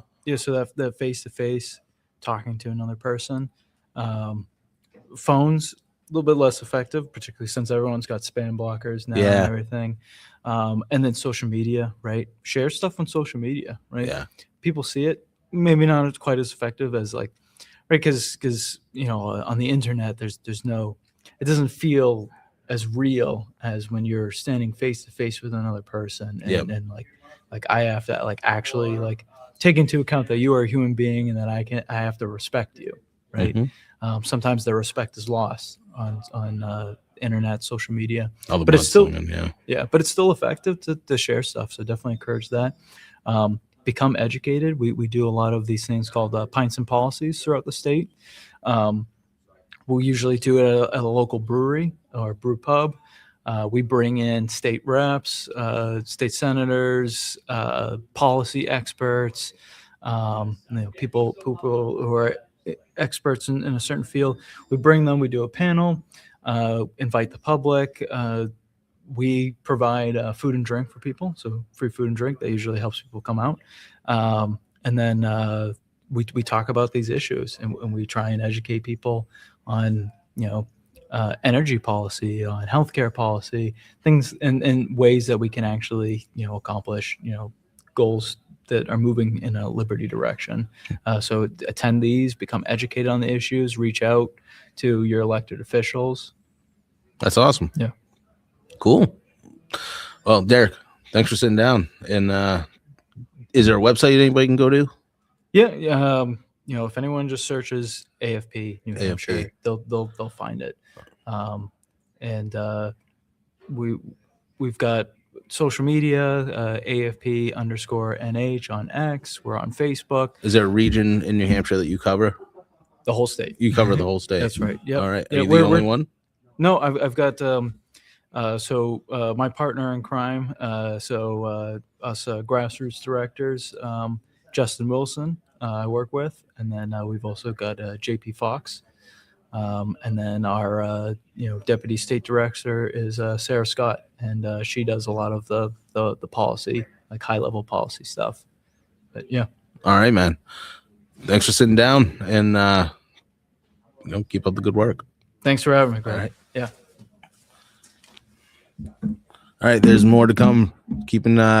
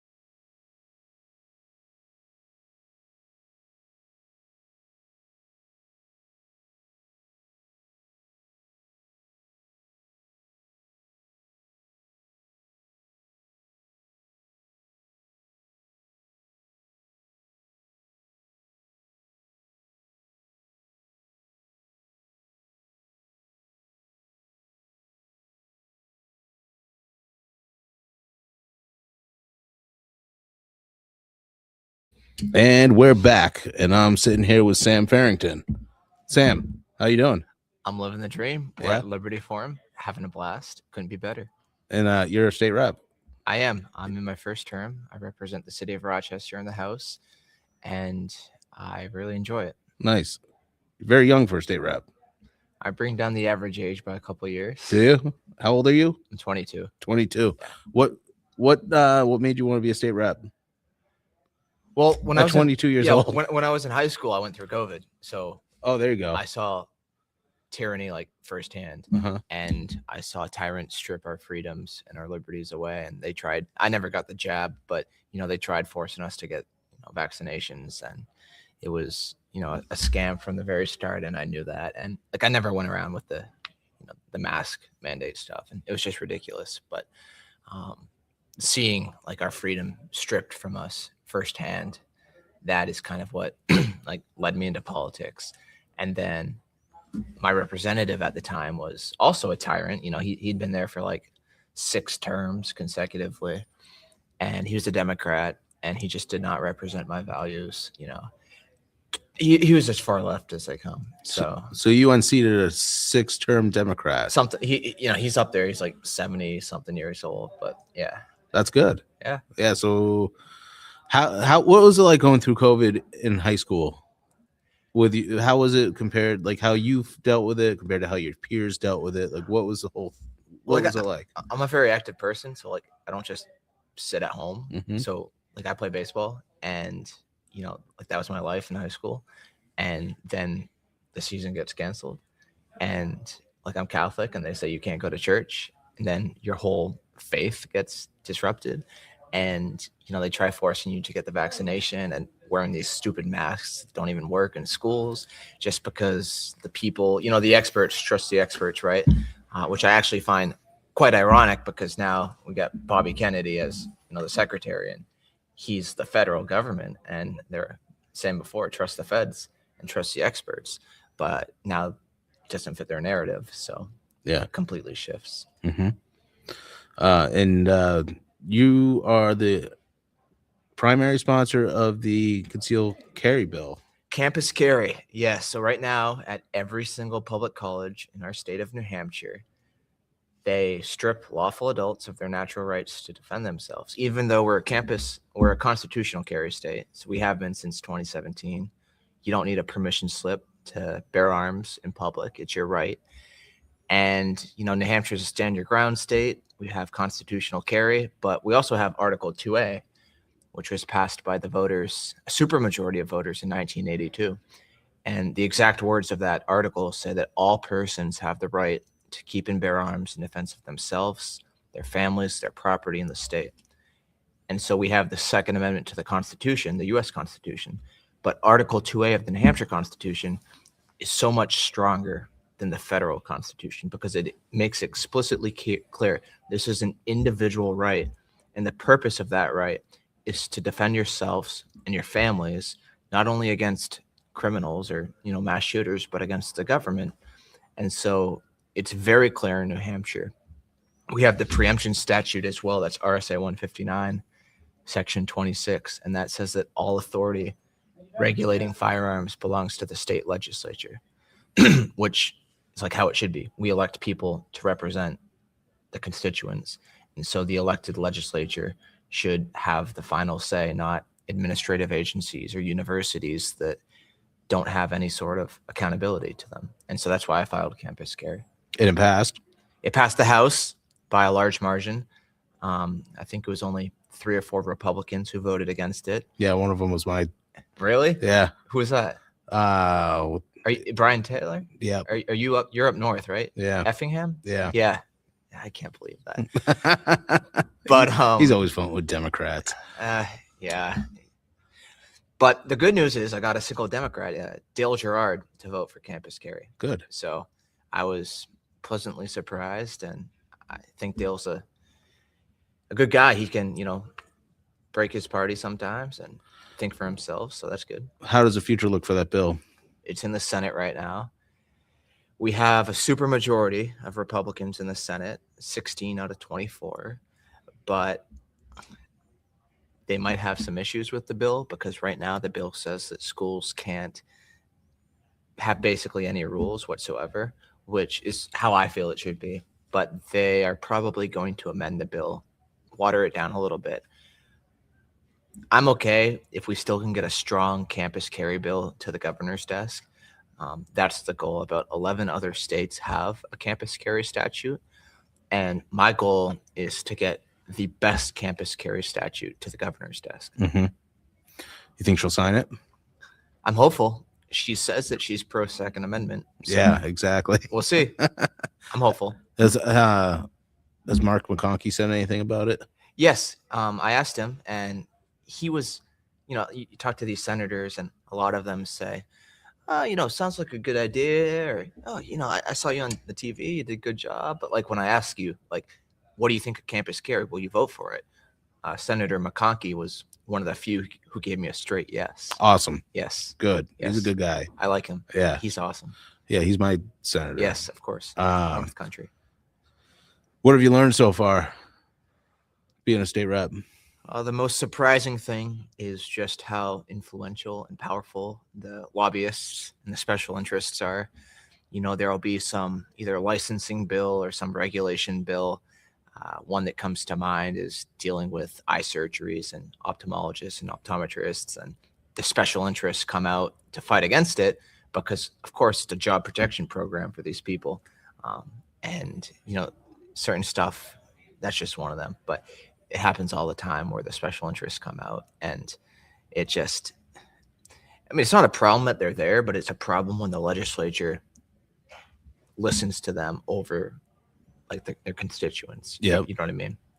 I'll give another bill. I filed a bill that allows direct sales of cars because right now in New Hampshire and basically every other state, car manufacturers are banned by state law from selling directly to consumers. And it's just a protectionism. So you have to have a dealer. Yes, you have to have a dealership, which is just crony capitalism.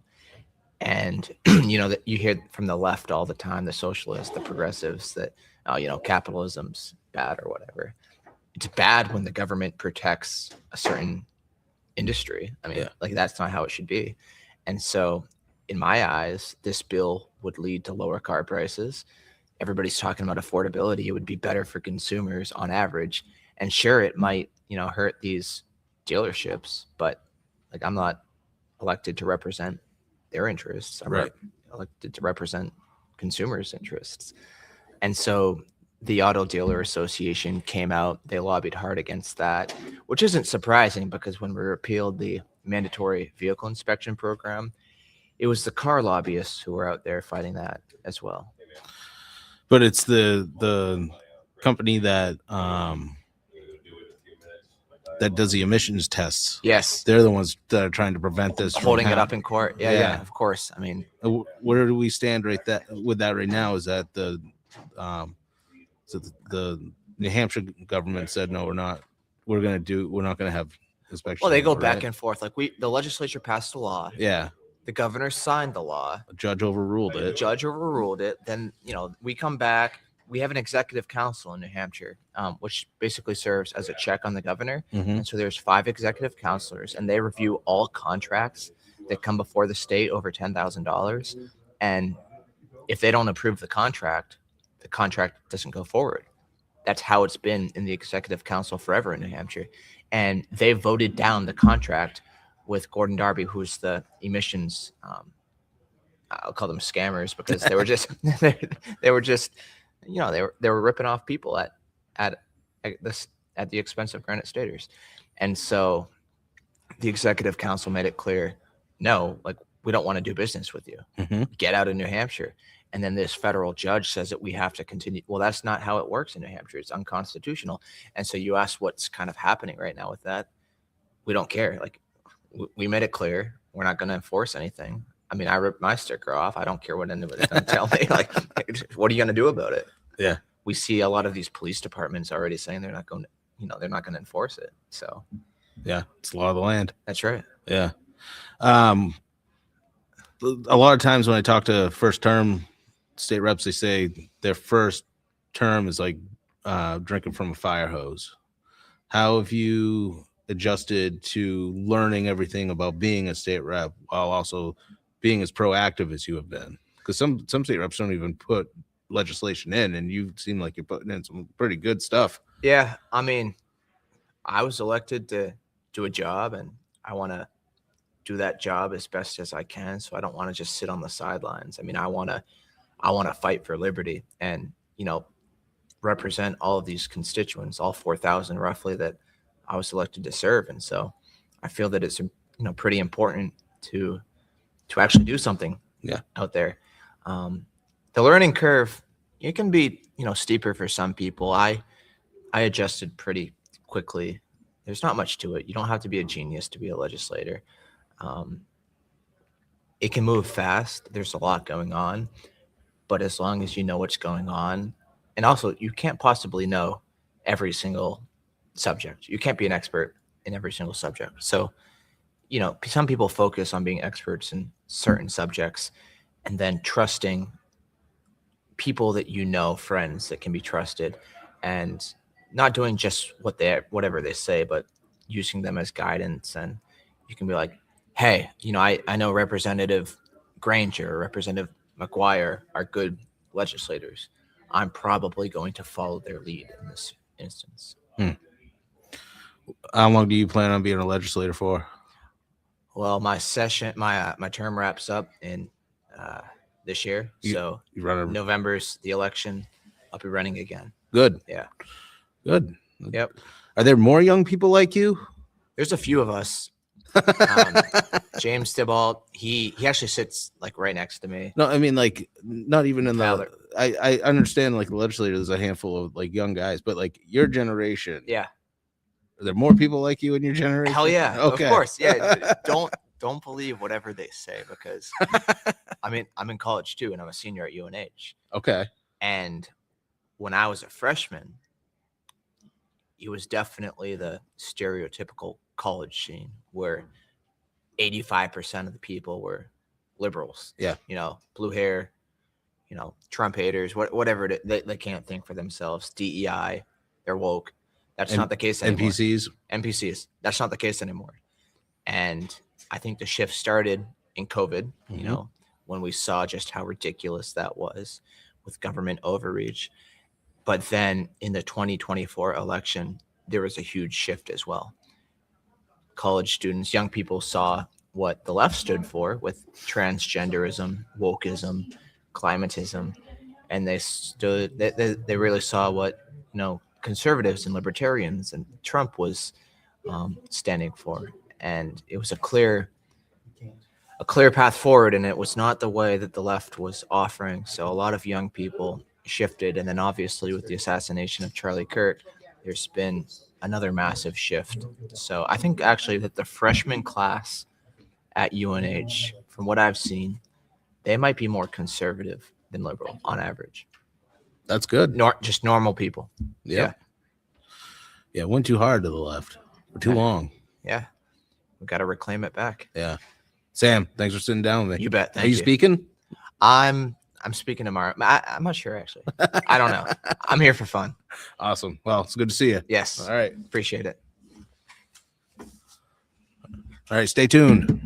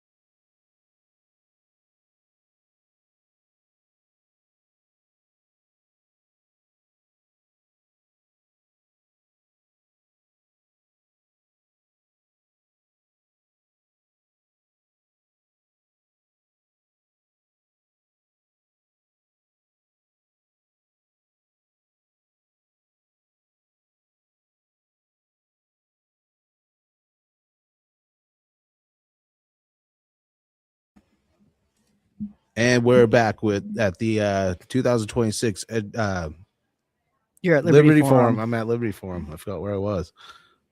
All right. And I'm here with Kate Demers. Kate Baker Demers. Yeah. I Kate say it Baker. Demers. It depends on where you're from. In New Hampshire, it has a little French accent aigu on it. Demers. Yep. Oui.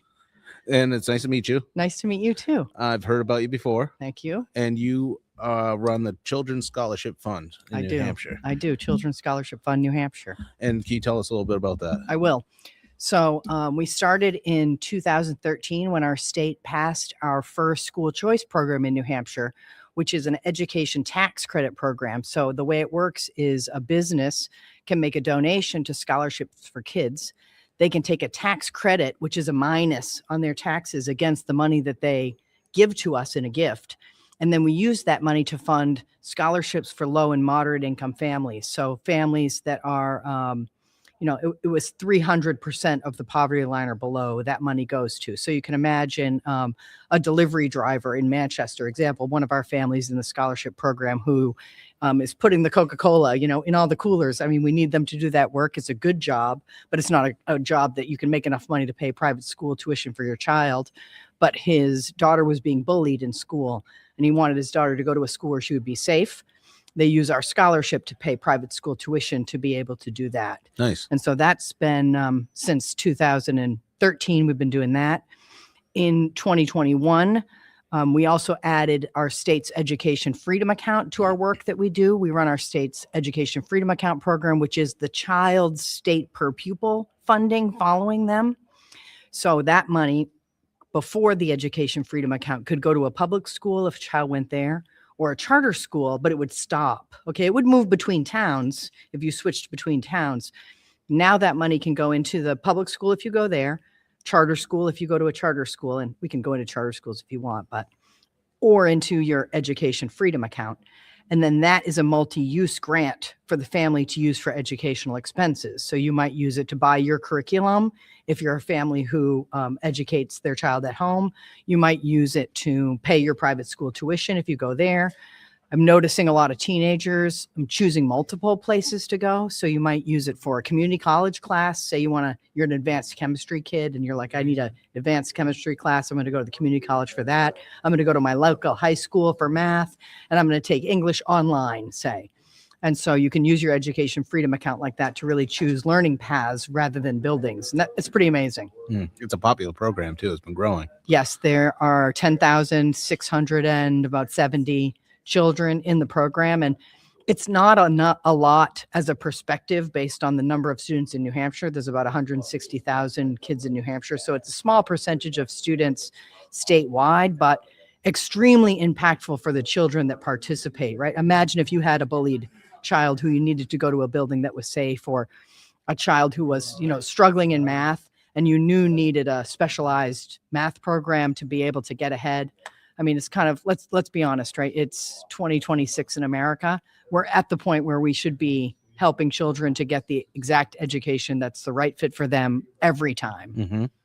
Yeah. So you have, you gave me a couple pieces of literature here. So this is with the EFA here, but then there's another tax credit here. Yep.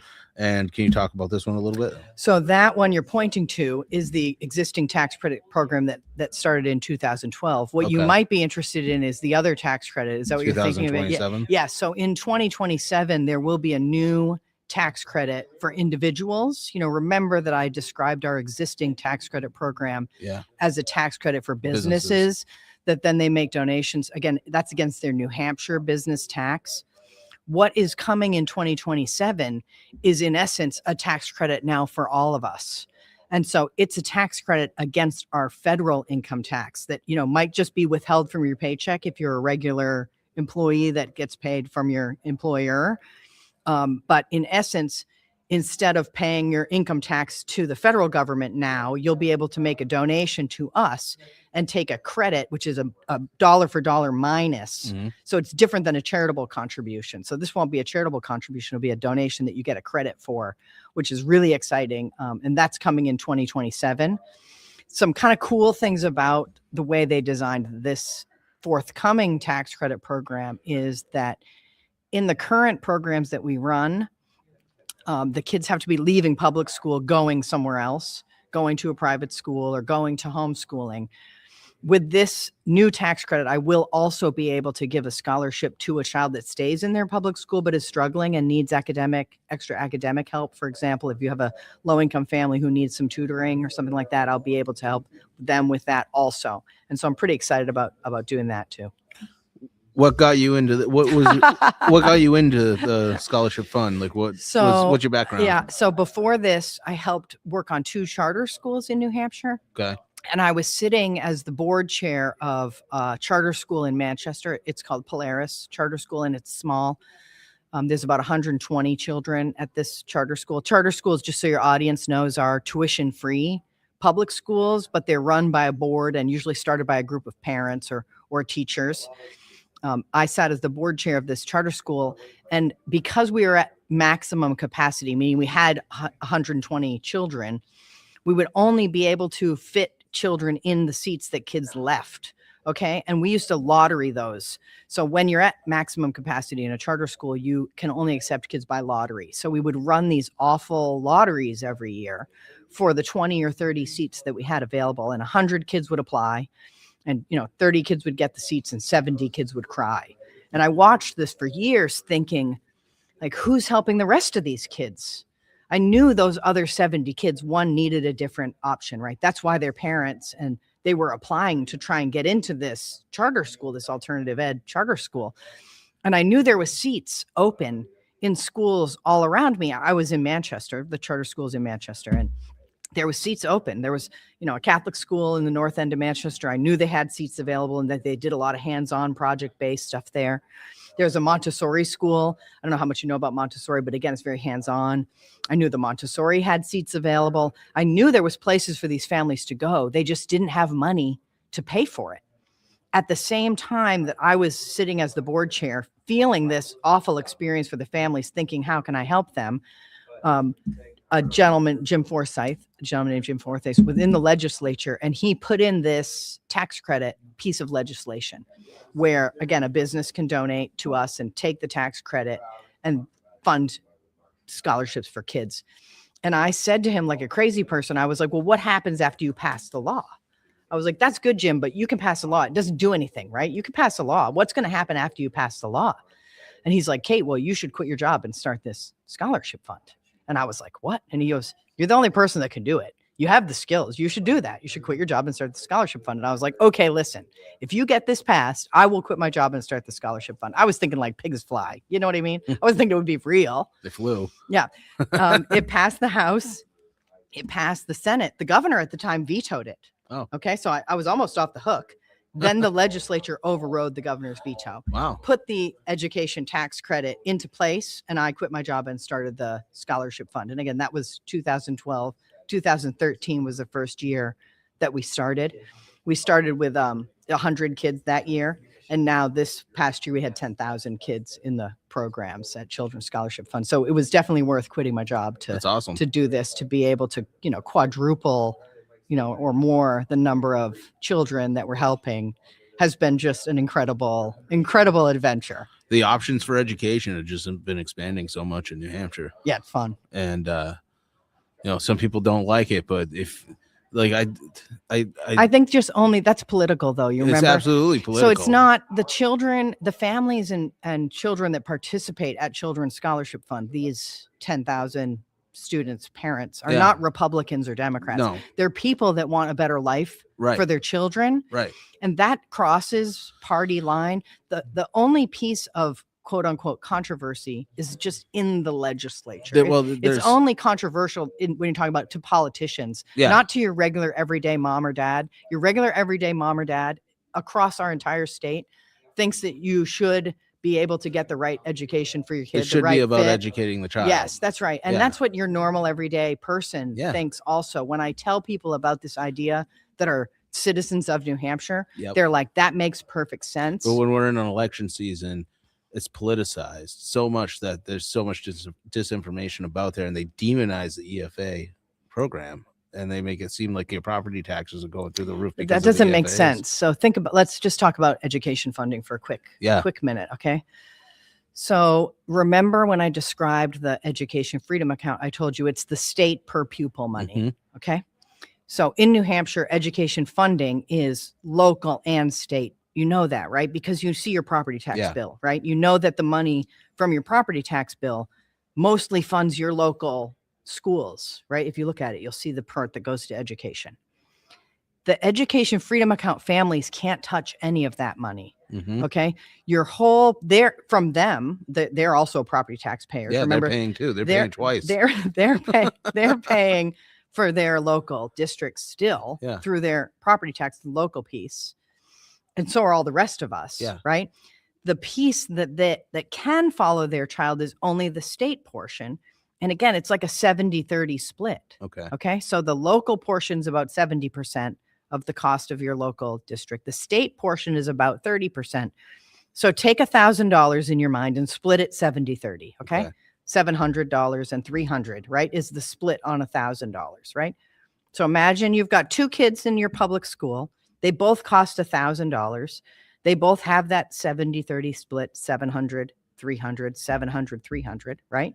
And now one of them takes the EFA and leaves the school. How much did the person take with them? 300, 300. How much did they leave behind? 700. Okay. How much does the kid that's left behind have now? How much? 1,700. Okay. Okay. So there, it's not hurting anyone for the family's state money to follow the children. Okay. So that is just, they're just telling you it's hurting the public schools. It's in fact not. They leave behind more money than they take with them. Mhm. And the families that are in the education freedom account are all local property taxpayers who are continuing to support their local districts and then foregoing that opportunity entirely and saying, no, that's okay. I'll give you all the property tax money, but I don't need the service. Yeah. Okay. So it really is, that's true. If you're homeschooling your kid and you're still paying all that property tax, That's right. now you're paying, you're still paying for the public school, and Yes. then you're paying to educate your child Sure. separately, Or using the education freedom account. or using that. Yes. Yes. Yeah. Yes. And then if you are homeschooling your kid, somebody's gonna be home to homeschool the kid, so you Yes, cut your income in half. sacrificial. Yes. Yes. The families participating in our programs at Children's Scholarship Fund are extremely sacrificial Yeah. Hmm. because, yes, they're choosing to forego a free service and take on both the responsibility of being now in charge of their children's education and also, yes, using our programs for some pieces of what they need, but we're only a part of their success. It really is the parent stepping up to the plate and taking ownership of their children's education and now driving the ship, and of course making up any differences between the amounts that they might get from the program and then what they owe in tuition or for their curriculum or for the activities that they want their child to participate in. So for me, it's extremely group of sacrificial parents that are doing this. Are there more educational resources for laying all that out for people so they can understand it and not be BS'd? Yes. So for example, one of my staff members is a past school leader who I recruited to come and work with us. And her title is Education Opportunity Navigator. Okay. So first of all, on our website, we do have an interactive platform with a mapping system. So you could go there and put your zip code in and see all of the approved providers This is that are in your area, nh.scholarshipfund.org. Okay. Yes, you can see all of the approved education providers in the Education Freedom Account program. So you can start to navigate that way. But if you have a special circumstance, like say, you have a child that has autism and is an 8-year-old boy and needs something that has outdoor ed integrated, right? Mhm. You may not know where to go. You can set up an appointment with our navigator who will spend, and I've listened to her, sometimes hours on the phone with the family, helping them navigate and figure out what's the right type of fit for their child. So again, that's part of what we do at Children's Scholarship Fund, is not only provide the resources for the family in a monetary way to be able to realize their dreams for their children, but also kind of wrap around them in the best way that we can so that they can make those decisions in an empowered way. And then their children, of course, soar at that point. Awesome. I'm glad I bumped into you because it's been like we're going through a special election up in my area, and even my local election, I've heard people like blaming the property taxes going up on EFAs, like I said, and No, it's cost savings. so Yeah. and they said it's costing us $50 million and $100 million, and that's only a drop. Even if it was 100 million, if I think it's $50 million now, but it's only 5% of the total. That's right. Yes. Well, and remember, the average education freedom account is about $5,000. Yeah. The average per pupil cost in a public school is about $20,000. Okay. So yes, the Yeah. kids in the education freedom account are less expensive. Yeah. Yes. Can you tell people what they can spend that money on? Sure. Oh, yeah. It's so fun.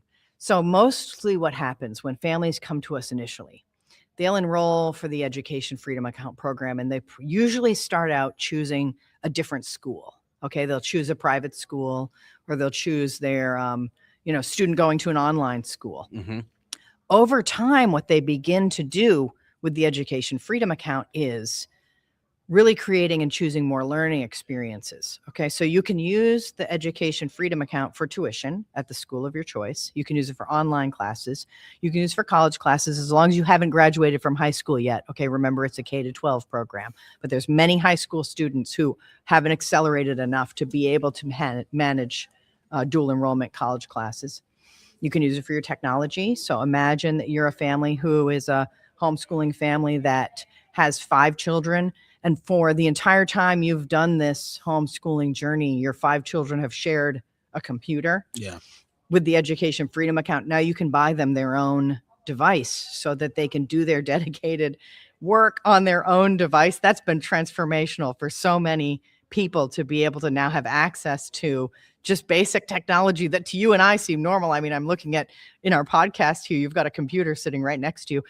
There's quite a few people who might only have one computer in their household. And I know it's hard to imagine, Some but people don't have any. exactly. They just use their Yeah. phones. Yes. So this gives them the opportunity to do that. You can use it for tutoring. You can use it for special ed services. What else can you use it for? You can use it for all of your physical education and extracurricular needs. So many families are not, if you're in a homeschool type environment, you don't have access to PE class, right? So you might meet your physical education requirement by doing gymnastics. Mhm. So you could use your education freedom account to pay for something like that. I think I covered it all. I think that's everything. I can't remember if anymore. I think that's enough. That's all the categories. Yeah, I mean, they specified it in law. So if somebody really wants to check my work, they can go and read the education freedom account law and see them all laid out. But it's amazing to watch kids when they switch from an education environment that may not be working for them to this, where their parents can really get them exactly the learning experiences that they may need, experts in the subject matter, classes and courses at different buildings that might work for them, using combinations. It really is transformational. We just had one of our students who came to us as a struggling middle schooler, and now she's headed to Tufts. And so it really is transformational for the kids that That's are in the awesome. program. I'm glad you're doing what you're doing. Thank you. Yeah. Thank you. Let's shout out the website, nh.scholarshipfund.org. The education freedom account application opens actually soon for the fall, Okay. March 16th, and that's on that website. The education tax credit application will open in April, again for the fall. And then again, we're looking forward to working with that federal tax credit that's going to come in 2027. Awesome. Kate, thank you. Thank You you. got to come to Effingham sometime. We'll Thanks do for another having interview. me. Thanks for having me. Thank you. All right. Follow the Granite Discourse on X. You can follow it on Facebook, Instagram. Where else? You can also subscribe on YouTube and Spotify, Apple Podcasts, as well as Rumble. So, yeah, everybody, thanks for watching, and stay tuned. There's more coming. Thank you.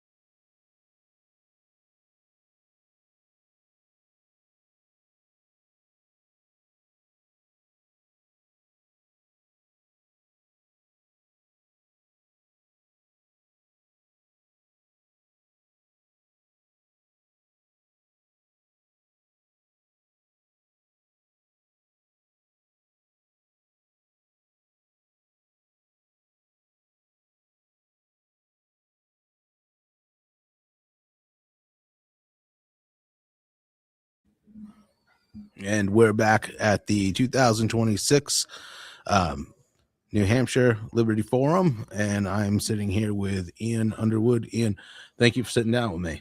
Thanks for the opportunity. And why don't you tell us a little bit about yourself?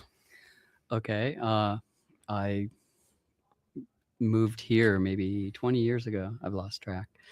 And since then, we've been part of Bardo Farm. We're living off grid. And my wife, Jody, and I have been involved in education. I mean, my two issues are guns and education, because I think they're two sides of the same coin, right? That my interpretation is that the reason you want people to be armed is to protect themselves against their own government. And that's the same reason you want people to be educated.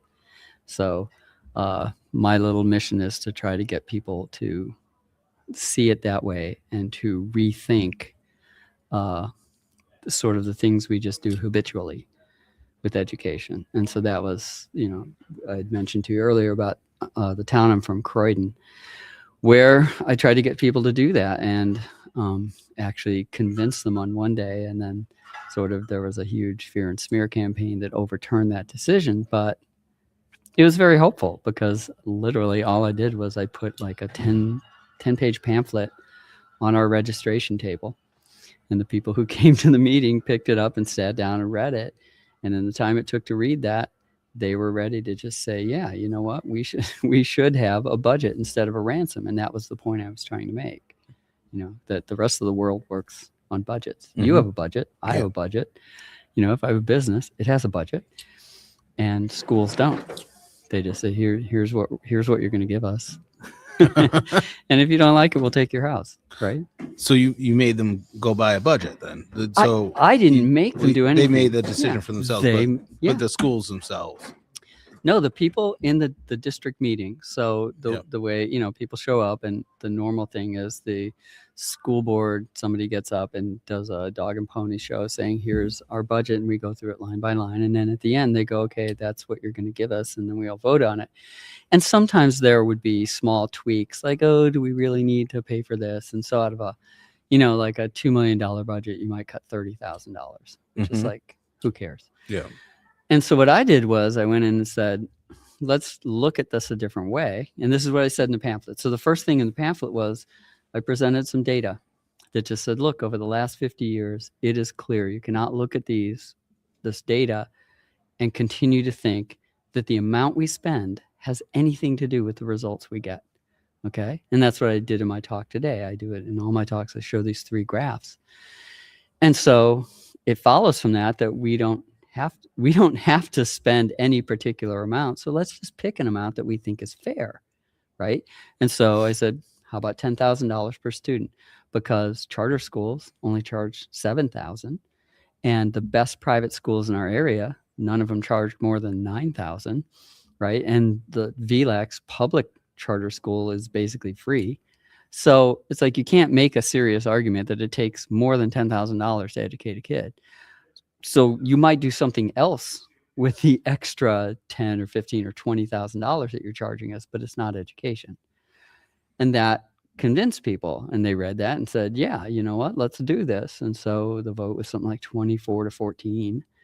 It's a small town. A lot of people don't show up. And so that then became our budget. And for the next 2 months, the school board tried to figure out what to do with, well, what should we do with this? You know, how do we actually educate kids? And they were doing a great job coming up with some alternative plans. And then a bunch of the parents and the friends of the parents, whatever, went and organized this campaign to get that overturned.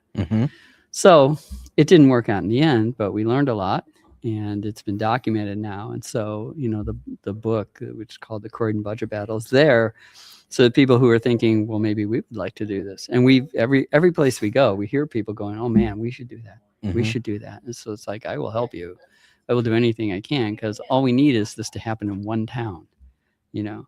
If in one time, because our property, what people didn't realize, by reducing our spending by about 50%, given the way federal and state taxes work, our property taxes would have gone down by 90%. Wow. Yeah. And so part of the campaign against that was people were saying, well, nobody's going to want to buy a house. Our house values will go down because nobody's going to want to buy a house here. And I'm like, who doesn't want to buy a house where your property taxes are $300 a year? Right. Show me that person. Right. So, but that was the kind of thing that they were saying. And people were sort of, made afraid and bought into it. And they were able to overturn it. But the idea is out there. And we're all we have to do is find one small town where we can do this. And you've written books about this, you said? I have one book about that particular experience called The Okay. Croydon Budget Battle. I've got other books about education. I have 3 books that I was talking about today called Rethinking Fairness in Education, Rethinking Funding in Education, and Rethinking Fun in Education. And my point there is that there are some very simple things, some very simple truths about the world that we recognize everywhere else, but we ignore them when we talk about education, right? And so just to give you one example, the funding book is about this idea. So think about the stuff, the equipment you've got here, these nice cameras, the nice microphones, your computer. Think about the clothes you're wearing. Think about the gun you're carrying, right? You have a gun, right? All the things in your life that you like, they have nothing in particular in common with each other, but they do have this in common, how you paid for them. So when you buy something, like you want this camera, you go and find the camera you want. You say, I want this kind of camera, and it should have these features, and it should have this, and you identify it, and you find somebody who will sell it to you, and he gives you the camera, and then you pay him, right? You don't just say, here's $500, give me something good, right? Which might not even be a camera. Maybe, he gives you some whatever. The way that we do everything else outside of school is you get the thing, you specify the thing, you get the thing you specified, and then you pay for it. And if it doesn't work out, you get your money back or they fix it. And everybody just takes this for granted to the point where the example I use is, imagine yourself going into Walmart. You bought a toaster on Thursday and you come in on Friday and you're like, the toaster doesn't work. And they're like, well, that's too bad. Right? You laugh because it's ludicrous. You know that they would say, oh, would you like your money back or would you like another toaster? Yeah. Right? We take this for granted, but in school we use a different model, which is here's a bunch of money. We're not going to say exactly what you're supposed to do, but we hope it's good. And then when it doesn't fail, we have no recourse. We can't get a refund. Can't get the money back. It's gone. It's been spent. And so all we can do is say, well, we'll try again next year. Yeah. Right. So that's not rocket science. That is just saying, here's this thing we do everywhere else. Why would we not do it in schools too? Right. So yeah, these are the kinds of things that I write about. Is just like sort of step back. And so one of the things, I talk in the book about is a inventor named Charles Kettering. The Kettering Sloan Cancer Center is named after him. And one of the things he said, which I absolutely love, is he said, a problem well posed is half solved, right? If you ask the question the right way, it leads you to the answer. And so that's what I would say with schools, we've been asking the wrong question, which is, what are we doing wrong in schools? And there's no good answer to that. But here's a question we can answer. What are we doing right everywhere else? And one of the things we're doing right everywhere else is we say what we're going to get, we get it, and then we pay for it. What if we tried that in schools? That's all I'm saying, right? So again, this is just, it's not a thing we couldn't do. It's not a thing we don't know how to do. We just don't do it. And so, I'm just trying to create cognitive dissonance in people's heads so they go home and go, yeah, why are we doing that? What is going on there? So yeah, that's the kind of thing I write about. And you give speeches about this? You I spoke will today? go anywhere and talk to anybody about this stuff. How receptive are people to this? If they are conservative, libertarian, they're very receptive because you can sort of watch and it's fun to just watch their eyes and their facial expressions. They're like, yeah, why didn't I think of that? When it's been presented to hostile audiences, they just don't want to hear it. I mean, to the point where I'll give you a fun story. So the year after the whole Croydon adventure, I went to the next year's school budget meeting. And I was like, okay, so I got up to speak, and I said, well, here's my idea. Obviously, you guys want to keep throwing money at things like ski vacations and violins and whatever else that you want to pay. So you don't want the budget to go down. So here's an idea. What if we actually spend more money and hire reading tutors, right? Who will come in and they don't even have to work at school. They could go home with the kids. They could teach the kids' parents to read. What if we just figure out what it would take to get almost every kid reading at grade level? So what do you think the response to that was? What? Well, the response to that was the next two people after me got up and said, I am so tired of these free staters who just want to cut taxes and close the schools. Literally did not even hear what I had to say. Didn't address the fact that kids can't read a grade Didn't level. address anything. The only thing they addressed was I said it. Yeah. And therefore it must be wrong. So Yeah. it's a little like Trump derangement syndrome. And we before we started, I was mentioning, my wife's, this is why I am not an official part of that. Yeah. Because nobody needs this. Yeah. So I write books and I will go and give talks and I'm trying to I'm trying to find the right people, and that mostly means state reps and state senators. Because if I can find a state senator, I would love it if a state senator would just go in and say, let's write a bill to do some of this stuff. Let's write a bill to actually say any kid who has learned all this stuff is done with school. Let's write a bill to say we will actually measure what kids are learning, and the schools will get paid when they've actually learned it. So you wouldn't have a kid go through a whole 12 years of school if they don't. If he doesn't need it. Yeah. But also, let's actually make a distinction between what is a public benefit and what is private enrichment.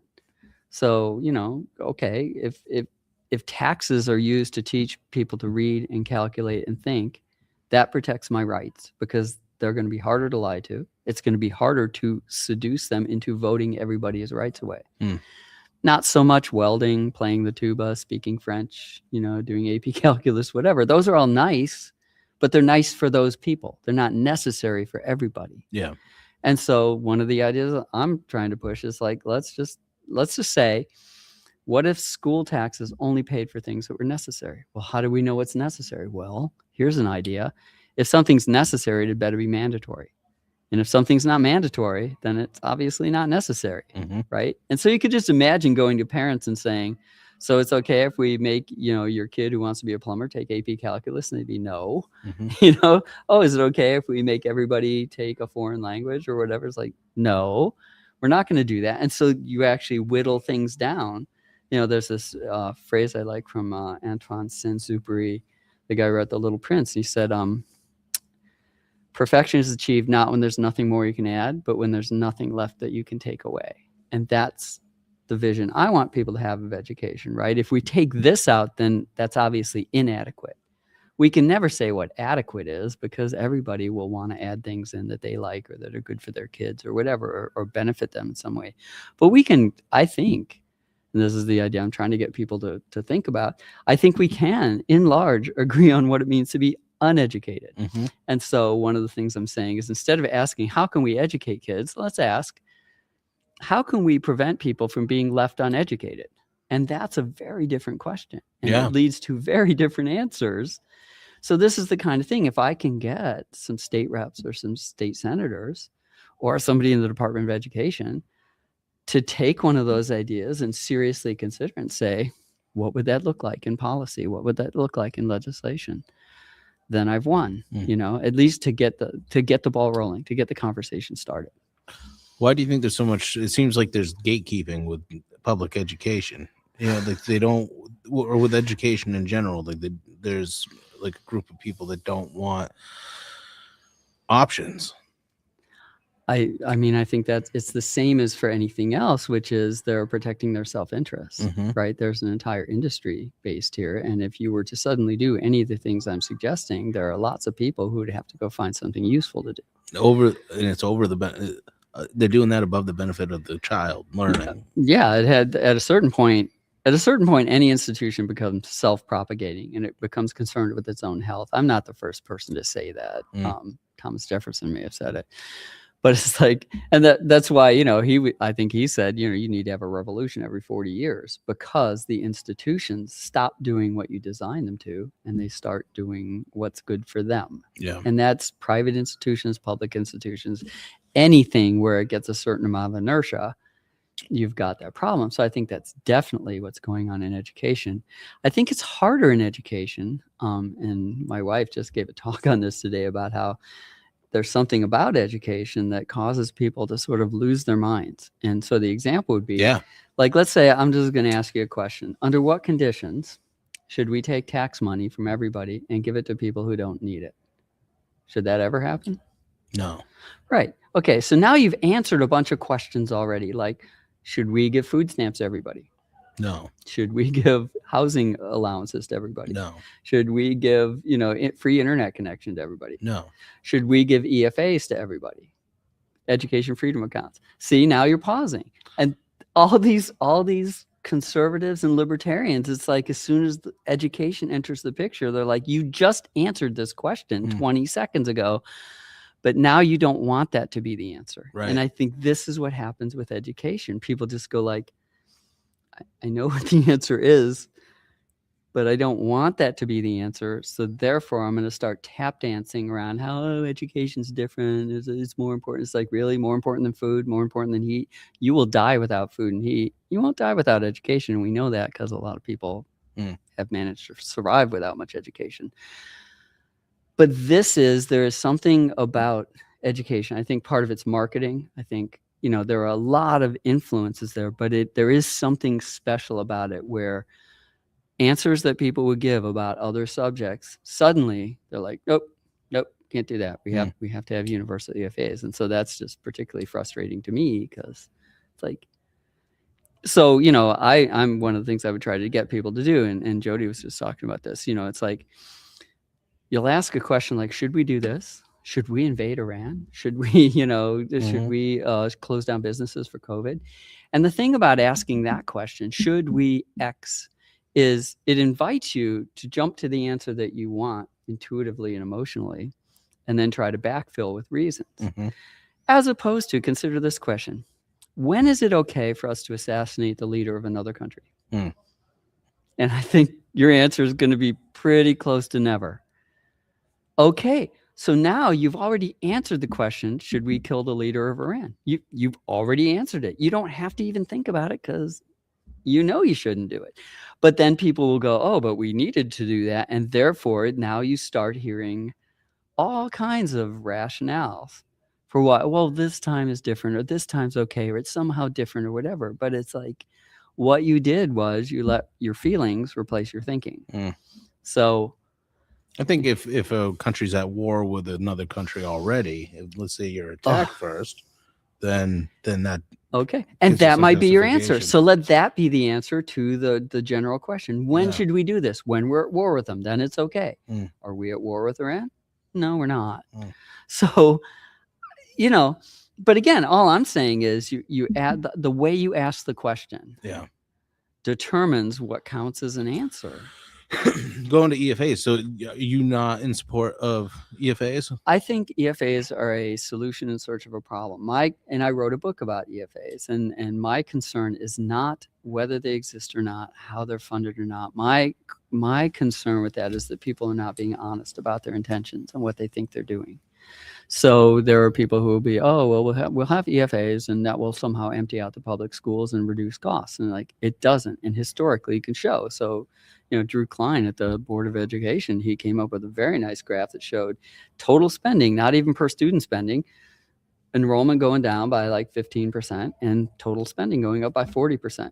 So if that's your model to get kids out of school to reduce funding, history is against you. Are you saying that the EFAs are causing that? I'm saying no. I'm saying that the reasoning that many people will admit in a private conversation but never say in public is, I think that if we give a lot of parents EFAs, they'll pull their kids out of school and that will make the public school smaller and spend less. And I'm saying history and common sense are against you. So, and if that's your goal, then go out and say, we would like to essentially shrink the public schools. Mhm. Say that. Don't come up with this thing which you think is somehow going to sneakily do this, and then you think the other people don't know that the people against you, you think they don't know that you're doing this. So the book is really about my only real problem with EFAs is that people are not being honest in their discussions, and so they can't even get to the point where they even acknowledge what problem they're trying to solve, right? So if you can't even say what the problem they're trying to solve is, your chances of solving it are very close to zero, and you can only solve it through luck. I think that EFAs are a good tool for people paying taxes and then homeschooling their kid. Well, what makes it good for them? So I don't have kids, so why am I paying for schools? Why shouldn't I get my money back? Right. So that leads directly to there. As soon as you say, well, I'm not using the school, therefore I should get my money back. It's like, well, I'm not using it either. I've never been using it, so why don't I get my money back? Oh, well, somehow it's different. And this is exactly what I'm talking about. If you start and ask, though, when should I pay for something I'm not using? Yeah. Then you get the answer like, I shouldn't. And then you say, but should people with no kids pay for schools? Yes, they should. It's like, you just said 10 seconds ago that they shouldn't, right? This is exactly the kind of disconnect that Jody was talking about, right? It's just like you jump to the answer because it feels good to you, and then you pretend that it makes sense, but it doesn't. And that's all I'm ever arguing for, is just be upfront about what your premises are, and then follow where the reasoning takes you. And even if you don't like it, if you don't like it, you can go back and examine your premises, or you can just accept that this thing is inconsistent with your premises. But what you shouldn't do is say, here's what I'm trying to do. And then when it kind of doesn't work out, say, oh, well, what I'm actually doing is consistent with what I'm really doing, even when they're not, because that's just chaos. Right. So what do you think the future of public education looks like then? What do I want it to look like, or what do I think it will look like? We have an aging population, which contributes to the decline in enrollment. So I think it's hard to predict, because I think it's going to implode. I think everything is going to break at once.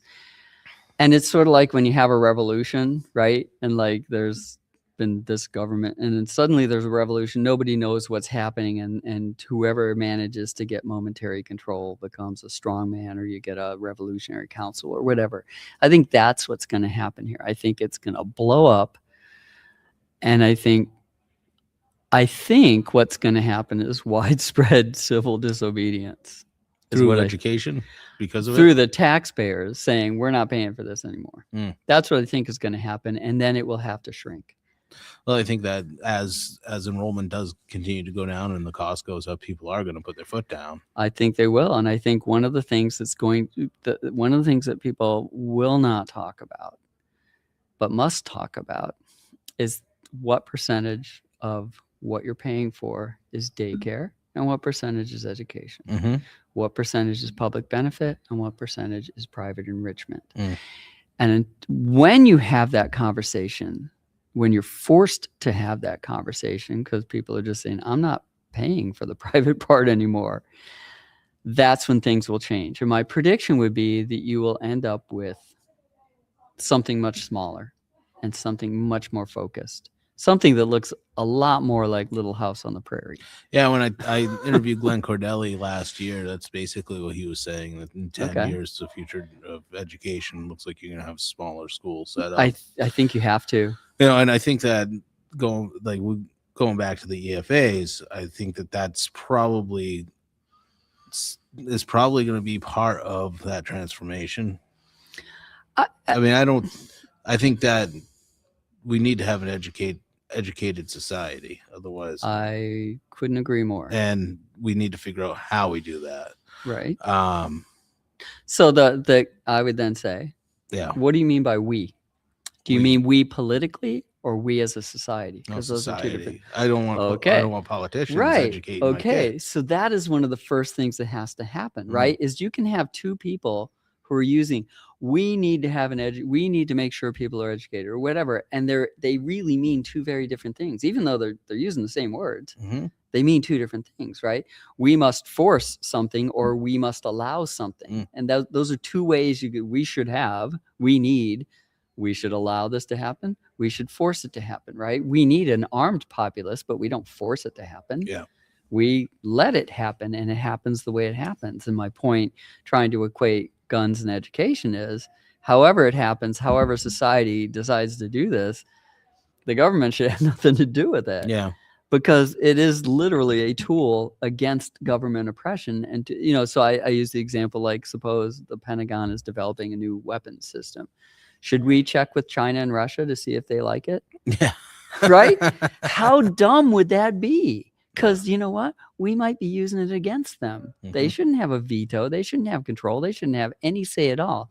If education is your weapon against a government that's turned against you or gone too far, how much sense does it make to have the government in charge of that or even involved in it? Right? So, but this is, a lot of these are language issues, right? People say things because they've heard other people say them. They literally carry the words in their head without actually examining them to find out what they mean by them. And so when you press people on what they mean by them, a lot of times they're just, I don't know, this is just what we should do. They've heard that we should do this thing, so we should do this thing. And that's as far as it goes, and that's a big problem. But yeah, so but as far as the future of public school, I think it has to get smaller. And I think when it is smaller, two things will happen. One, I think it is much easier to get social support in a small group where everybody knows each other. Absolutely. One of the problems we have right now is just, you're going to people in Croydon saying you have to pay for people in Concord or Manchester. It's like, I don't know them. I don't care about them. Why am I paying for them?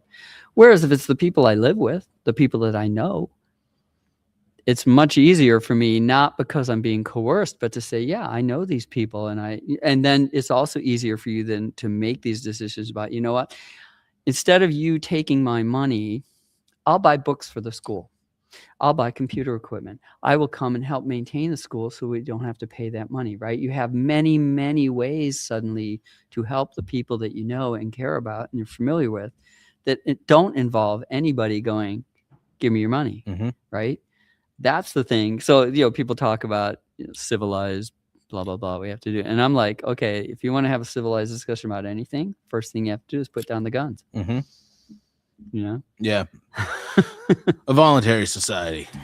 Yeah, where you use persuasion instead of coercion. Yeah. So that's always my starting point, right? It's like, are we going to put the guns down? Yeah. And what responses do you get to that? People go, we're not using guns, and then you have a whole discussion about, well, if you don't pay this, they just send you a letter, right? And if you ignore the letter, well, they send you another one, and then eventually they send the sheriff. And if you don't let the sheriff kick you out, what happens? They kill you, right? So yes, there's a gun, but people don't see it because there's a lot of steps in between. Yeah, it's 5, 6, 10 steps down the road. So basically, what you're describing to me, correct me if I'm wrong, is it's a very libertarian utopian vision. I don't think it's utopian. I think so. For example, one of my big issues is I get frustrated now when people talk about rights because I think the word right has just been so corrupted and can mean opposite things, right? So if I have a right to free speech, that doesn't require anything for you to do. You just leave me alone. But if I have a right to free dental care, now I have to impose on you. Right. Those are opposites, but we use the same word for both of them, which makes it really, really difficult to talk about rights. I think there's like one side of the aisle that's trying to make when they say healthcare is a right. Yes. But you can't have healthcare without the labor of another person. That's right. That's correct. And so this is what makes it difficult. Yeah, this is right. That's right. This is right. So now I talk about consent. Yeah, no, I agree with that 100%. And so here's the thing. Consent doesn't have to be utopian. Okay. So, and here's the way people go, well, how can you have a government based on consent? And here's how I would do it. So I say, let's you and I sit down, or we sit down with a bunch of people and we make a list. And this list, everything on this list is of the form, I don't want X to be done to me. I don't want murder to be done. I don't want assault. I don't want my property to be destroyed. I don't want this and this and this. And we come up with the list. And in practice, when you do this with people, it's hard to get to 20 things. Okay? Because most of the things that law deals with are, that guy shouldn't do this. And it's like, It's not he shouldn't do it to me. It's just I don't think he should do it. And so if what you do then is the only laws you can have are the second part of that is of each of those sentences, I don't want anybody to murder me. Therefore, I consent to be punished if I murder or try to murder anybody else. I don't want people to steal my stuff. So I consent to be punished if I steal from somebody else or try to steal, right? That is government by consent. And it's not anarchy and it's not a utopia. It's just basically saying, you know, the proper purpose of law where you actually believe that government gets its power from consent, which is our American philosophy. If you look at the Declaration of Independence, that's what we were promised, right? A government that protects rights and operates by consent. So if that's what consent looks like, you still have laws. Do you think we'll ever get to a point where we can govern by consent? Not in my lifetime, but you can make steps towards it. Yeah. Right. And the first step is to talk about it. And Yeah. so this is one of the things I do is I write a lot about consent. And it's just like, I don't even want to talk about rights anymore. I want to talk about consent. Where can people find your work? Bareminimumbooks.com Okay. and also on Granite Grok. Okay. I have so if you're familiar with that, I am a frequent contributor to that. And by frequent, I mean a few times, 4 or 5 times a month. Yeah, they post a Granite Discourse on there. Okay. Yeah. So in Granite Grok, that's where I work out a lot of the ideas that then turn into talks, which then turn into books. Nice. But Bare Minimum Books there's like 19 or 20 books there. Each one is it deals with one idea, and the idea behind Bare Minimum is it's like I'm going to tell you everything you need to know about this and nothing you don't need to know. And the thing about them is they're written. I was influenced by a book made from a speech that David Foster Wallace gave at a graduation. And so every sentence is basically every page is basically one thought, often just one sentence or 2 sentences or a paragraph. And so as you're reading it, I've found and people have found there's this sort of natural pause, like, okay, I get that. Now I go to the next thing. I get that. I go to that. I go to that. I go to that, as opposed to just being, having a wall of text in front of you. And honestly, with a couple of exceptions, you could read one of these books during a long trip to the bathroom. That's what I'm going for. Not that people should read it there, but I don't want to overwhelm people with a lot of stuff. I don't want people putting it down in the middle because it's just too much. I want them to just go through it. And when you do it, it is like listening to me give a talk. Nice. That's what I'm going for. Cool. So, all right. Ian, thanks for sitting down. Thank you for the opportunity to talk. It was nice meeting you. Nice to meet you. All right.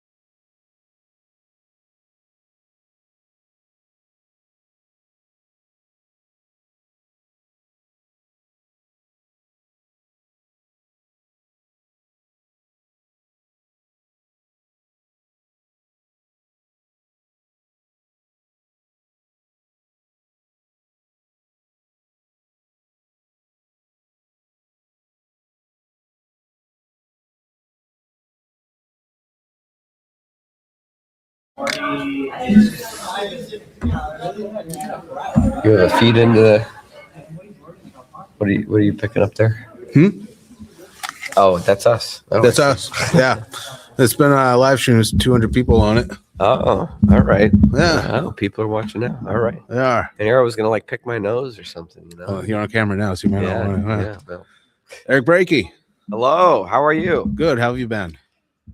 Well, it's a very energizing New Hampshire Liberty Forum, so I'm doing well despite having a little bit of a cold that I'm getting over. So my voice is a little hoarse, especially after giving a speech to everyone here. I've been trying not to strain my voice, but I suppose it's unavoidable. Is that the state of the Free State? The state of the Free State. It's a tradition at Liberty Forum that predates my time as executive director, and everyone always tells me how important it is to give the state of the Free State. So I don't know when the tradition began, but I tried to give it a little bit more thoughtful consideration this year than, I think it went fine in past years, but really tried to reflect on some of the history of the Free State movement over the last 25 years, the accomplishments that have happened, and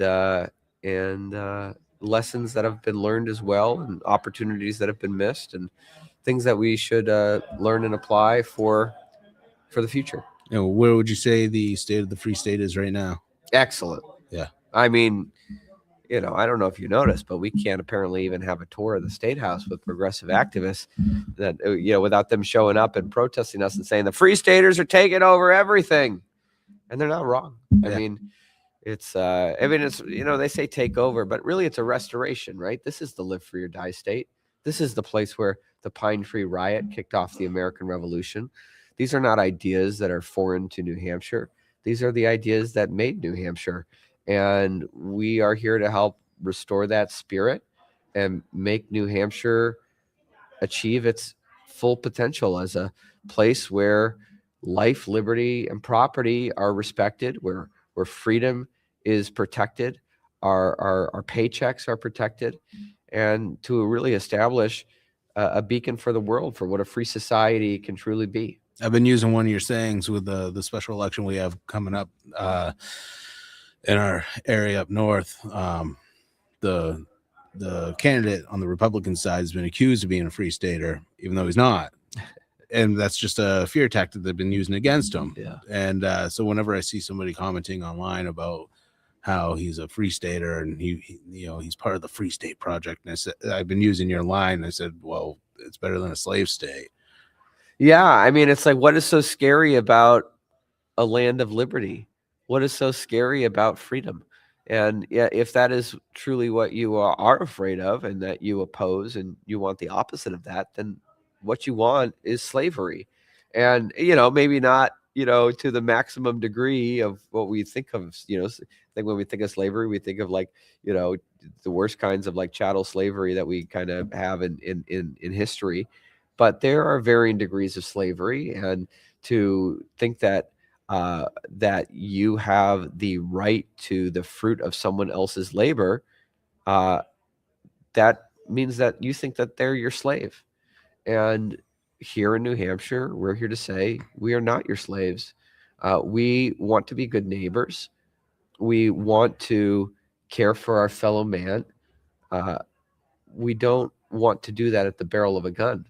And frankly, I don't think that the people who want to put the gun in our face to tell us fork over your money or else, but believe us, we have a really good purpose for it. I think we can determine the good purposes for the money that we earn better than they can. So would you say the first day of the Liberty Forum was a success? Yeah, I mean, we've had a lot of great talks. We kicked off the day with some fire from Bruce Fenton, who had a lot to say about the foreign policy of this country and really the betrayal of Donald Trump, as he has just kind of, embraced the very neoconservative, forever war, regime change war policies that he campaigned on opposing and promised he was not going to take us down. So anyway, Bruce Fenton was very fiery there. Of course, now just up was Dan McKnight as well, who is the leader of the Defend the Guard movement around the country. Of course, very disappointing news that after Defend the Guard passed with strong bipartisan support in the New Hampshire House of Representatives, the New Hampshire Senate continues to expose themselves as, a club of cowards who won't even vote on this measure to just say that if Congress wants to take our National Guardsmen and send them off to fight in foreign wars, then Congress has to do their constitutional duty to declare the wars. Anyway, so there's a lot of conversation about that happening here, and many other topics in between. At this conference, we're talking health freedom. We're talking about how do we free more political prisoners who've been unjustly persecuted in the war against Bitcoin. We're talking about housing and education, and really it's all kinds of topics that are practical. How do we build freedom in the real world here and now? Not just in theory, not just in abstractions, and certainly not just complaining about all the things that are wrong. There are plenty of folks out there who can complain about the things that are wrong, but we have a unique opportunity here in New Hampshire to actually do something about it, because we have a state where there's a large concentration of people, both native Granite Staters and those who have moved here for the freedom that New Hampshire promises. People who care about freedom as a first priority and want to see it restored in the real world. What do we got to look forward to tomorrow? Let's see. Tomorrow, we are kicking off with conversations on health freedom on the main stage. We are welcoming from Maine Dr. Michael Champy, who is really a leader in the direct primary care movement. He's helped build up the direct primary care network in Maine. And this is basically, direct primary care is fascinating because it is physicians who have said, we're opting out of the third party payment model. We want to work directly for our patients and have the direct doctor-patient relationship and not answer to insurance companies and government bureaucracies. So they don't take Medicare, they don't take Medicaid, they don't take insurance. You just pay them like $100 a month, and it's like a Netflix style of billing. I know when I see my direct primary care physician, I'm always amazed. I sit down with him for like a full hour. We talk through everything.